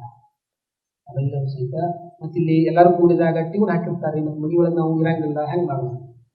ಎಲ್ಲಾ ಕಡೆ ಟ್ಯೂನ್ ಬೇಕಂತ ಏನಿಲ್ಲ. ಅದ್ರೊಳಗೆ ಬೆಳಗಿನ ಬ್ರಾಹ್ಮಿ ಮುಹೂರ್ತದೊಳಗೆ ಸೂರ್ಯ ಉದಯ ಆಗೋಕ್ಕಿಂತ ಪೂರ್ವದೊಳಗೆ ಬೇಗನೆ ಎದ್ದು 4 ಗಂಟೆ ಆಗಿರ್ಬೋದು, 5 ಗಂಟೆ ಆಗಿರ್ಬೋದು, ಎದ್ದು ಯಾರ ಧ್ಯಾನದೊಳಗೆ ತಮ್ಮನ್ನು ತಾವು ತೊಡಗಿಸ್ಕೊಳ್ತೀರಿ, ಎಷ್ಟು ಆರೋಗ್ಯವಾಗಿರ್ತೀವಿ ನೋಡ್ತೀವಿ. ಒಂದಿಷ್ಟು ಬೆಳಗ್ಗೆ ಎದ್ದ ತಕ್ಷಣದೊಳಗೆ ಅವಾಗೆಲ್ಲ ಹೊರಗಡೆ ಇರುವಂತ ಪಕ್ಷಿಗಳಿಗೆ ಮೊದಲು ಮಾಡಿ ಗೊತ್ತದ. ಬೇಕಾದ್ರೆ 5 ಗಂಟೆಗೆ ಎದ್ದು ಹೊರಗಡೆ ಬರ್ರಿ, ಪಕ್ಷಿಗಳು ಹೆಂಗಂತಿರ್ತಾವ? ಶಿವ್ ಶಿವ್ ಚಿವ್ ಚಿವ್ ಚಿವ್ ಚಿವ್ ಚಿವ್ ಚಿವ್ ಚಿವ್ ಅಂತಿರ್ತಾವ. ನೋಡ್ಬೇಕಾರೆ ಹೊರಗಡೆ ಪ್ರಕೃತಿ ಒಳಗೆ ನೇಚರ್ ಒಳಗಡೆ. ಅದಕ್ಕೆ ಹೇಳ್ತಾರೆ ರವೀಂದ್ರನಾಥ್ ಟ್ಯಾಗೋರ್ ಅವರು, nature is A best teacher ಅಂತ ಹೇಳ್ತಾರೆ. ನೇಚರ್ ಹೊರಗಡೆ ಬಂದು ನೋಡ್ರಿ, ಪಕ್ಷಿ ಪ್ರಾಣಿಗಳಂತ ಗೊತ್ತದ ಬೆಳಗಿನ ಜಾವ ಬೇರ್ಗಡೆ ಏಳಬೇಕು, ಸೂರ್ಯ ಉದಯ ಆಗುವುದಕ್ಕಿಂತ ಮೊದಲನೇ ಏಳಬೇಕು ಅಂತ ಪಕ್ಷಿಗಳಿಗೆ ಮೊದಲು ಮಾಡಿ ಗೊತ್ತಾಗಿ ಬೆಳಗ್ಗೆ 5 ಗಂಟೆಗೆ ಎದ್ದು ಅವು ಭಗವಂತ ಬಾಯಿ ಕೊಟ್ಟಿಲ್ಲ. ಭಗವಂತ ಯಾವ ಪಕ್ಷಿಗಳಿಗೆ ಬಾಯಿ ಕೊಟ್ಟಿಲ್ಲ. ಅವಕ್ಕೇನ್ ಮಾಡ್ತಾವು? ಶಿವ್ ಶಿವ್ ಶಿವ್ ಭಗವಂತನ ನಮಸ್ಮರಣೆ ಮಾಡಾಕ ಬಾಯಿ ಕೊಟ್ಟಿಲ್ಲ ಅಂತ ತಿಳ್ಕೊಂಡು ಶಿವ್ ಶಿವ್ ಶಿವ್ ಅನ್ನಕ್ಕಾಗಲಾರ್ದಕ್ಕೆ ಚಿವ್ ಚಿವ್ ಚಿವ್ ಚಿವ್ ಚಿವ್ ಚಿವ್ ಅನ್ಕೋತ ಅವು ಹೇಳ್ತಾವ. ನಾವು ಹೇಳಾಕತ್ತೀವಿ, ಅವು ಪಕ್ಷಿಗಳು ಚಿವ್ ಚಿವ್ ಚಿವ್ ಚಿವ್ ಚಿವ್ ಅನ್ಕೋತ ಹೇಳ್ತಾವ, ನಾವು ಚಾ ಚಾ ಚಾ ಚಾ ಚಾ ಚಾ ಅನ್ಕೋತ ನಾವು ಹೇಳಾಕತ್ತೀವಿ. ಅಂತ ಹೇಳೋದು ಬೆಡ್ ಚಾ, ಬೆಡ್ ಕಾಫಿ, ಬೆಡ್ ಚಾ, ಬೆಡ್ ಚಾ ಚಾ ಚಾ ಟೀ ಚಾ ಅಂತ ತಿಳ್ಕೊಂಡು ಅದ್ಕೋತ ಹೇಳಾಕತ್ತೀವಿ. ಅವಕ್ಕೆ ನಮಗೆ ಇರುವಂತ ವ್ಯತ್ಯಾಸ ಹೆಂಗದ? ಎದ್ದ ತಕ್ಷಣದೊಳಗೆ ಸೃಷ್ಟಿಕರ್ತನಾಗಿರ್ತಕ್ಕಂಥ ಭಗವಂತನ ನಾಮಸ್ಮರಣೆಯನ್ನು ಮಾಡುವುದು ಇದು ಲೋಕಾರೂಢ. ಸೃಷ್ಟಿ ಪರಮಾತ್ಮನ ನಾವೆಲ್ಲ ನಾಮಸ್ಮರಣೆಯನ್ನು ಮಾಡ್ಕೊಂಡು ಹೇಳ್ಬೇಕು ಅನ್ನೋ ಕಾರಣಕ್ಕೆ ಪಕ್ಷಿಗಳು ಮೊದಲು ಮಾಡಿಕೊಂಡು ಶಿವ ಅಂತ ತಿಳ್ಕೊಂಡಂತ ಮೇಲೆ ನಾವು ಸಹಿತ ಭಗವಂತನ ನಾಮಸ್ಮರಣೆಯನ್ನು ಮಾಡಿಕೊಂಡು ಮತ್ತೆ ಇದನ್ನು ಧ್ಯಾನ ಮಾಡುವಾಗ ಸಾಧ್ಯ ಆದಷ್ಟು ಜಾಸ್ತಿ ನೀರನ್ನು ಕುಡಿಬೇಕು. ಭಾಳ ಮಂದಿಗೆ ಧ್ಯಾನ ಮಾಡಕತ್ತ ಕೆಲವು ಸ್ವಲ್ಪ ಹೀಟ್ ಆಗಕತ್ತದ, ತುಮರಿ ಆಗಕತ್ತದ ತಿಳ್ಕೊಂಡು ಹೇಳುವಂಥವ್ರು ಒಂದಿಷ್ಟು ಜಾಸ್ತಿ ನೀರು ಕುಡಿಬೇಕು. ಧ್ಯಾನಕ್ಕೆ ಕುತ್ಕೊಳ್ಳೋದಕ್ಕಿಂತ ಮೊದಲ 1 ಲೋಟ ಅಥವಾ 2 ಲೋಟ ನೀರು ಕುಡಿದು ಧ್ಯಾನ ಕುತ್ಕೊಳ್ರಿ. ಧ್ಯಾನ ಆದ್ಮೇಲೂ ಸಹಿತ ನೀರನ್ನು ಕುಡಿಯುವಂತ ಪ್ರಯತ್ನ ಮಾಡಿ. ಮತ್ತು ನೀರು ಕುಡಿಯುವಾಗ ಸಹಿತ ನಿಂತು ನೀರು ಕುಡಿಬಾ. ನಮ್ಮ ಕಡೆ ಎಲ್ಲ ಹಳ್ಳಿ ಕಡೆ ಅಂತಿರ್ತಾರೆ, ನೀವು ಹೊಲಗಳಲ್ಲಿ ಹೋದಾಗ ನಿಂತು ನೀರು ಕುಡಿಯಾಕತ್ತಿದ್ರಿ ಅಂದ್ರೆ ಹಿರಿಯರು ಬೈತಿದ್ರು ಅವಾಗೆಲ್ಲ. ಅದಕ್ಕೆ ನಿಂತು ನೀರು ಕುಡಿಬಾರ್ದು, ಹೊಲದೊಳಗ ಕುಂತು ನೀರು ಕುಡಿರಿ ಅಂತಿದ್ರು. ಯಾಕಂತಿದ್ರು? ಅವ್ರಿಗೆ ಗೊತ್ತದ ನಮ್ಮ ಆರೋಗ್ಯವನ್ನು ಹೆಂಗೆ ಕಾಪಾಡ್ಕೋಬೇಕು ಅನ್ನುವಂಥದ್ದು ಅವ್ರಿಗೆ ಗೊತ್ತದ. ಅದಕ್ಕೆ ಅವ್ರು ಏನಂತಿದ್ರು, ನಿಂತು ನೀರು ಕುಡಿಯೋದ್ರಿಂದ ಇತ್ತೀಚೆಗೆ ಮೊಣಕಾಲು ನೋವು, ಸೊಂಟ ನೋವು ಜಾಸ್ತಿ ಬರುವುದಕ್ಕೆ ಕಾರಣ ನಿಂತು ನೀರು ಕುಡಿಯೋದ್ರಿಂದಲೇ ಇವೆಲ್ಲ ಕಾಯಿಲೆಗಳು ಬರಕತ್ತ. ಎಂಥ ಅವಸರದ ಪ್ರಸಂಗ ಇದ್ರೂ ಸಹಿತ ಒಂದು ಕುರ್ಚಿ ಮೇಲೆ ಆಗಲಿ ಮನಸ್ಸಿನ ಮೇಲೆ ಆಗಲಿ ಆರಾಮಾಗಿ ಕುತ್ಕೊಂಡು ಕುಂತು ನೀರು ಕುಡಿದು ಹೋಗುವಂತ ಪ್ರಯತ್ನ ಮಾಡಿ. ನೀರಿನೊಳಗಡೆ ನಮ್ಮ ಆರೋಗ್ಯ ಅಡಗಿರುವುದರಿಂದ ತಾವೆಲ್ಲರೂ ಸಹಿತ ಕುಂತು ನೀರು ಕುಡಿಯುವಂತ ಪ್ರಯತ್ನ ಮಾಡಿ ತಿಳ್ಕೊಳ್ಳುತ್ತಾ. ಇನ್ನು ಅಮಾವಾಸ್ಯೆ ಹುಣ್ಣಿಮೆ ಬಂದಾಗ ಜಾಸ್ತಿ ಧ್ಯಾನವನ್ನು ಮಾಡಿ. ಯಾಕೆ ಜಾಸ್ತಿ ಧ್ಯಾನ ಮಾಡಬೇಕು? ಅಮಾವಾಸ್ಯೆ ಹುಣ್ಣಿಮೆ ಬಂದಾಗ ನಮ್ಮ ಹಿರಿಯರು ಮನ್ಯಾಗ ಏನು ಹೇಳಿದ್ರು? ಮಣಿದೇವರು ತೊಳಿರಿ, ದೇವರುಗಳನ್ನು ಪೂಜೆ ಮಾಡ್ರಿ, ಇಲ್ಲ ಮಣಿದೇವ್ರಿಗೆ ಹೋಗಿ ಬರ್ರಿ, ಯಾವ್ದಾದ್ರು ದೇವಸ್ಥಾನಕ್ಕೆ ಹೋಗ್ರಿ ಅಂತ ಕಳಿಸಿದ್ರು. ನೀವು ಹೋಗ್ತೀರಿ. ಯಾಕೆ ಮಾಡಿದ್ರಿ ಈ ಪರಂಪರೆಯನ್ನ? ಯಾಕೆ ಮಾಡಿದ್ರಿ? ಅಮಾವಾಸ್ಯೆ ಹುಣ್ಣಿಮೆ ಬಂದಾಗ ದೇವಸ್ಥಾನಗಳಿಗೆ ಜಾಸ್ತಿ ಹೋಗುವುದು, ಮಠ ಮಂದಿರಗಳಿಗೆ ಜಾಸ್ತಿ ಹೋಗುವುದು. ಯಾಕೆ ಇದನ್ನು ಮಾಡಿದ್ರು? ಸುಮ್ಮನೆ ಮಾಡಿಲ್ಲ. ಮತ್ ಇದೇ ಮಾತನ್ನ ತೆಗೆದುಕೊಂಡು ನೀವು ಯಾರಾದ್ರೂ ಈಗ ದೇವರ ಹೇಳ್ತಾರ, ಅಲ್ಲಿ ಭವಿಷ್ಯ ಹೇಳ್ತಾರ, ಇಲ್ಲಿ ಹೇಳ್ತಾರ ಅಂತ ಅವ್ರ ಮುಂದೆ ಹೋಗ್ರಿ. ಅವ್ರ ಮುಂದೆ ಹೋಗಿ ನಿಮ್ಮ ಸಮಸ್ಯೆಗಳನ್ನ ಹೇಳ್ಕೊಡ್ರಿ. ನಮ್ಮ ಮನೆಯೊಳಗೆ ಭಾಳ ಕಿರಿಕಿರಿ ಆಗಕತ್ತದ, ಭಾಳ ಕಾಡಾಕತ್ತೈತಿ, ಯಾರೋ ಮಾಟ ಮಂತ್ರ ಮಾಡ್ಸ್ಯಾರಕಂತೈತಿ ನೋಡ್ರಿ ಅಂತ ಹೇಳ್ರಿ. ನೋಡ್ ಮುಂದೆ ಅವ್ರು ನಿಮ್ಗೊಂದು ಹೇಳ್ತಾರ ಏನಂತ, ಅಮಾವಾಸ್ಯೆ ಹುಣ್ಣಿಮೆ ಬಂದಾಗ ನಿಮ್ ಮನಿ ಒಳಗೆ ಜಗಳ ಜಾಸ್ತಿ ಹಾಕೊಂಡ್ ನೋಡ್ರಿ ಅಂತಾರ. ನೀವೇನಂತೀರಿ? ಹೌದು ನೋಡ್ರಿ, ಕರೆ ಹೇಳಾಕತ್ತೀರಿ ನೋಡ್ರಿ ಅಂತ ಹೇಳ್ಬಿಡ್ತೀರಿ. ಅಮಾವಾಸ್ಯೆ ಹುಣ್ಣಿಮೆ ಬಂದಾಗ ನಿಮ್ಮ ಮನೆಯಾಗ ಅಷ್ಟೇ ಜಗಳ ಅಲ್ಲ, ಎಲ್ಲರ ಮನೆಯೊಳಗೂ ಸರ್ವೇ ಸಾಮಾನ್ಯವಾಗಿ ಮನಸ್ತಾಪಗಳಾಗುವುದು ಸರ್ವೇ ಸಾಮಾನ್ಯ. ನಮ್ಮ ಉತ್ತರ ಕರ್ನಾಟಕ ಕಡೆ ಅಮಾವಾಸ್ಯೆ ಹುಣ್ಣಿಮೆ ಹಬ್ಬಗಳು ಬಂದಾಗ ರೊಟ್ಟಿ ಬಡಿಯುವುದಿಲ್ಲ. ಈಗ ಬಿಳಿಜಾಳ ರೊಟ್ಟಿ ಅಂತಿರಲ್ಲ, ನಮ್ಮ ಕಡೆ ರೊಟ್ಟಿಯನ್ನು ತಟ್ತಾರೆ. ಆ ರೊಟ್ಟಿ ಬಡಿಯುವುದಿಲ್ಲ ಅಮಾವಾಸ್ಯೆ ಹುಣ್ಣಿಮೆ ಹಬ್ಬ ಹರಿದಿನ ಬಂದಾಗ. ಯಾಕೆ ಈ ರೊಟ್ಟಿಗಳನ್ನು ಬಡಿಯುವುದಿಲ್ಲ ಅಂತಂದ್ರೆ ಆ ಸಂದರ್ಭದೊಳಗೆ ಶಬ್ದ ಆಗುವುದರಿಂದ ಮನಸ್ಸು ಒಂದಿಷ್ಟು ಅಮಾವಾಸ್ಯೆ ಹುಣ್ಣಿಮೆ ಬಂದಾಗ ಶಾಂತವಾಗಿರ್ತದೆ. ಶಾಂತವಾಗೋದಕ್ಕಿಂತ ಹೆಚ್ಚಾಗಿ ಅದೊಂದಿಷ್ಟು ವಿಕೋಪಕ್ಕೊಳಗಾಗ್ತಿರ್ತದೆ. ಉದಾಹರಣೆಗೆ ಅಂತಂದ್ರೆ ಪ್ರಕೃತಿ ಒಳಗ ಆಗುವಂತ ಬದಲಾವಣೆ ನೋಡ್ಬೇಕಾಗಿತ್ತು. ಹುಣ್ಣಿಮೆ ದಿವಸ ನೀವು ಯಾರಾದ್ರೂ ಸಮುದ್ರದ ದಂಡಿ ಮೇಲೆ ಹೋಗಿ ನಿಂತು ನೋಡ್ರಿ. ಸಮುದ್ರ ದಂಡಿ ಮೇಲೆ ಹುಣ್ಣಿಮೆ ದಿವಸ ನಿಂತು ನೋಡ್ರಿ, ಆ ನೀರಿನ ಅಲೆಗಳು ಚಂದ್ರಾಮಣನ ಮುಟ್ಟಬೇಕು ಅನ್ನೋ ರೀತಿ ಒಳಗೆ ದೊಡ್ಡ ದೊಡ್ಡ ಅಲೆಗಳು ಬರ್ತಿರ್ತಾವ. ಇದು ಹುಣ್ಣಿಮೆ ದಿವಸ ಅಭ್ಯಾಸ ಮಾಡಿ. ಆ ಪ್ರಕೃತಿ ಒಳಗ ಆ ನೀರಿನ ಅಲೆಗಳೇ ಅಷ್ಟು ದೊಡ್ಡ ದೊಡ್ಡ ಬರ್ತಿರ್ಬೇಕಾದ್ರೆ ನಮ್ಮ ದೇಹದ ಭಾಗದೊಳಗೆ 75% ನೀರಿನ ಅಂಶ ಅದ. ಹಾಗಾಗಿ ಅಮಾವಾಸ್ಯೆ ಹುಣ್ಣಿಮೆ ದಿವಸ ನೀವು ಒಂದು ಮಾತಾಡಿದ್ರಿ ಅಂತಂದ್ರೆ ಮನಸ್ತಾಪಗಳು ಜಾಸ್ತಿ ಆಗ್ತಿರ್ತಾವ. ಅದಕ್ಕೆ ನಮ್ಗೆ ಹಿರಿಯರು ಏನ್ ಮಾಡಿದ್ರು, ವ್ಯವಹಾರ ಮಾಡಬಾರ್ದು, ರೊಕ್ಕ ಕೊಡಬಾರ್ದು. ಹಣ ಕೊಡ್ಬೇಕಾಗಿತ್ತು ಅಮಾವಾಸ್ಯೆ ಹುಣ್ಣಿಮೆ ಇತ್ತಂದ್ರೆ ಇವತ್ತು ಅಮಾವಾಸ್ಯೆ ಇದು ಕೊಡಂಗಲ್ಲ, ವ್ಯವಹಾರ ಐತಿ ಇವತ್ತು ಮಾಡಂಗಲ್ಲ, ನಾಳೆ ಬರ್ರಿ ನಾಡ್ದು ಬರ್ರಿ ಅಂತ ಹೇಳ್ತಾರೆ. ಅದಕ್ಕೆ ಧ್ಯಾನದೊಳಗೂ ಸಹಿತ ಅದೇ ಮಾತನ್ನು ಹೇಳ್ತಾರೆ. ಅಮಾವಾಸ್ಯೆ ಹುಣ್ಣಿಮೆ ದಿವಸ ಯಾಕೆ ಜಾಸ್ತಿ ಧ್ಯಾನ ಮಾಡಬೇಕು? ಪ್ರಕೃತಿ ಒಳಗಡೆ ವಿಶ್ವಶಕ್ತಿ ಅನ್ನುವಂಥದ್ದು ಜಾಸ್ತಿ ಬರ್ತಾ ಇರುವ ಕಾರಣಕ್ಕೆ ಅವತ್ತು ಜಾಸ್ತಿ ಮೌನವಾಗಿರು, ಮಾತುಗಳನ್ನು ಕಡಿಮೆ ಮಾಡುವ. ಮಾತುಗಳನ್ನು ಎಷ್ಟು ಸಾಧ್ಯದಷ್ಟು ಅಮಾವಾಸ್ಯೆ ಹುಣ್ಣಿಮೆ ದಿವಸ ಮಾತುಗಳನ್ನು ಕಡಿಮೆ ಮಾಡಿ ನಿಮ್ಮೊಂದಿಗೆ ನೀವು ಧ್ಯಾನದೊಳಗೆ ನಿಮ್ಮನ್ನು ತೊಡಗಿಸಿಕೊಂಡು ಬಿಟ್ರಿ ಅಂತಂದ್ರೆ ಅವತ್ತಿನ ದಿವಸ ಧ್ಯಾನದ ಶಕ್ತಿ ಜಾಸ್ತಿ ಇರುವ ಕಾರಣಕ್ಕೆ ಬೇಗನೆ ಧ್ಯಾನ ನಿಮಗೆ ಒಲಿತದೆ. ಮತ್ತೆ ಹೊಸದಾಗಿ ಯಾರಿಗಾದ್ರೂ ಧ್ಯಾನ ಹೇಳಬೇಕಾಗಿತ್ತು ಅಂತಂದ್ರೆ ಅಮಾವಾಸ್ಯೆ ಹಿಂದಿನ ದಿವಸ, ಅಮಾವಾಸ್ಯೆ ದಿವಸ, ಹುಣ್ಣಿಮೆ ದಿವಸ, ಹುಣ್ಣಿಮೆ ಮರು ದಿವಸ, ಈ 6 ದಿವಸಗಳ ಪರ್ಯಂತರವಾಗಿ ನಿಮ್ಗೆ ಯಾರ್ಯಾರು ಧ್ಯಾನ ಮಾಡಿಸ್ಬೇಕಾಗಿತ್ತು ಅಂತಂದ್ರೆ ನಿಮ್ ಧ್ಯಾನ ಹೇಳೋರು ಮಾತು ಕೇಳ್ತಿದ್ದಿಲ್ಲ ಅಂತಂದ್ರೆ ಅವ್ರನ್ನ ಏನ್ ಮಾಡ್ರಿ, ಅಮಾವಾಸ್ಯೆ ದಿವಸ ಕರ್ಕೊಂಡು ಬರ್ರಿ, ಇಲ್ಲ ಹುಣ್ಣಿಮೆ ದಿವಸ ಅವ್ರು ಕರ್ಕೊಂಡು ಧ್ಯಾನ ಮಾಡಿ. ಅವ್ರಲ್ಲಿ ಒಂದಿಷ್ಟೇನೋ ಬದಲಾವಣೆ ಆಗಿಬಿಡ್ತದೆ. ನೀವು ಮರು ದಿವಸ ಹೇಳೋದು ಬೇಕಾಗಿಲ್ಲ, ನಿಮ್ಮನ್ನ ಕರ್ಕೊಂಡು ಅವ್ರು ಧ್ಯಾನ ಮಾಡ್ತಾರೆ. ನೀವೆಲ್ಲ ಅಂತಿರ್ತೀರಿ, ನಾವು ಭಾಳ ಮಂದಿ ಹೇಳ್ತೀವಿ, ನಾವು ಹೇಳಿದ್ ಮಾತ ಕೇಳಂಗಿಲ್ಲ, ಯಾರು ಧ್ಯಾನ ಮಾಡಂಗಿಲ್ಲ. ಅದು ಹೇಳುವಂತ ವಿಧಾನ ಅಮಾವಾಸ್ಯೆ ಹುಣ್ಣಿಮೆ ದಿವಸ ನಿಮ್ಗೆ ಕರ್ಕೊಂಡು ಧ್ಯಾನ ಮಾಡ್ರಿ. ಅವ್ರ ದೇಹದೊಳಗೆ ಒಂದಿಷ್ಟು ಬದಲಾವಣೆ ಕಂಡು ಬಂತು ಅಂತಂದ್ರೆ ಒಂದಿಷ್ಟು, ಯಾಕಂದ್ರೆ ನಮ್ಮ ಜನರಿಗೆ ಏನಾಗ್ಬಿಟ್ಟದೆ ಅಂದ್ರೆ ಒಟ್ಟು ಫಾಸ್ಟ್ ಆಗಿ ರಿಸಲ್ಟ್ ಬೇಕು. ಏನೇ ಇದ್ರು ಫಾಸ್ಟ್, ತಿನ್ನೋದು ಫಾಸ್ಟ್, ಉಣ್ಣೋದು ಫಾಸ್ಟ್, ಎಲ್ಲಾ ಫಾಸ್ಟ್, ಹೋಗೋದು ಫಾಸ್ಟ್, ಒಟ್ಟೆಲ್ಲ ಫಾಸ್ಟ್ ಫಾಸ್ಟ್ ಫಾಸ್ಟ್. ನೋಡ್ರಿ ಈ ಬೀದಿ ಬದಿ ಒಳಗೆ ಸಹಿತ ಫಾಸ್ಟ್ ಫುಡ್ ಹಾಕಿರಂಗಿಲ್ಲ, ಎಲ್ಲ ಹಾಕಿರ್ತಾರ. ಬ್ರೆಡ್ ತಿಂದ ಕಿಸಿದ ಬ್ರೆಡ್ ಮೇಲೆ ಬಿದ್ದು ಒದ್ದಾಡ್ಕೊಂಡು ಹೋಗ್ತೀವಿ. ಹಂಗಾಗಿ ಫಾಸ್ಟ್ ಫಾಸ್ಟ್ ಅನ್ನುವಂಥ ತುರಂತುಗಳ ಇರುವ ಕಾರಣಕ್ಕೆ ಜನರಿಗೆ ನೀವು ಹೇಳಿರ್ತಕ್ಕಂಥ ಧ್ಯಾನ ಬೇಗನೆ ಹತ್ತಬೇಕಾಗಿತ್ತು ಅಂತಂದ್ರೆ ಹುಣ್ಣಿಮೆ ಅಮಾವಾಸ್ಯೆ ದಿವಸ ನೀವು ಧ್ಯಾನ ಮಾಡ್ರಿ, ಅವರನ್ನು ಕರ್ಕೊಂಡು ಧ್ಯಾನವನ್ನು ಮಾಡ್ರಿ. ಪ್ರತಿ ವಾರಕ್ಕೊಮ್ಮೆ ತಾವೆಲ್ಲರ ಸಹಿತ ವೀಕ್ಲಿ ಒಂದ್ಸಾರಿ ಆದ್ರ ಸಹಿತ ಈ ಮಂಡೇ ದಿವಸ ತಾವೆಲ್ಲ ಕೂತ್ಕೊಂಡು ಧ್ಯಾನವನ್ನು ಮಾಡ್ತಾ ಬಂದಿದ್ದೀರಿ. ಇದೇ ರೀತಿಯಾಗಿರ್ತಕ್ಕಂಥ ಧ್ಯಾನ ಇನ್ನೂ ಹೆಚ್ಚು ಜನರನ್ನು ಕೂಡಿಸಿಕೊಂಡು ತಾವೆಲ್ಲರೂ ಕೂಡ ಧ್ಯಾನವನ್ನು ಮಾಡ್ರಿ. ನಮ್ಮನ್ನು ಕೂಡ ಕಳಿಸಿ ನಮ್ಮೊಂದಿಗೆ 4 ಮಾತುಗಳಿಂದ ಆಡ್ಲಿಕ್ಕೆ ಅವಕಾಶ ಮಾಡಿಕೊಟ್ಟಿರ್ತಕ್ಕಂಥ ವಿರೂಪಾಕ್ಷಪ್ಪನವರಿಗೆ ಅನಂತ ಸಮರ್ಪಣೆಯನ್ನು ಮಾಡ್ತಾ, ಇಲ್ಲಿ ಸಾಯಿ ಧ್ಯಾನ ಮಂದಿರದ ತಿಲಕ್ ಮೂರ್ತಿ ಅವರು ಪಿರಮಿಡ್ ಅನ್ನು ಅವರು ಕೂಡ ಕಟ್ಟಿಸ್ಬೇಕಂತ ಸಂಕಲ್ಪ ಮಾಡಿದ್ದಾರೆ. ಅವರ ಸಂಕಲ್ಪ ಆದಷ್ಟು ಬೇಗನೆ ಈಡೇರಿದೆ ಅಂತ ತಿಳ್ಕೊಂಡು ನಾವು ಸಹಿತ ಭಗವಂತನಿಂದ ಪ್ರಾರ್ಥನೆಯನ್ನು ಮಾಡಿಕೊಂಡು ನಮಗೆಲ್ಲರಿಗೂ ಮತ್ತೊಮ್ಮೆ ಶರಣು ಸಂಗಾತಿ. PMC ಕನ್ನಡ ಚಾನೆಲ್ ಅನ್ನು ಲೈಕ್ ಮಾಡಿ, ಶೇರ್ ಮಾಡಿ, ಸಬ್ಸ್ಕ್ರೈಬ್ ಮಾಡಿ ಮತ್ತು ಮಾಡಿಸಿ. ಎಲ್ಲರಿಗೂ ಧನ್ಯವಾದಗಳು.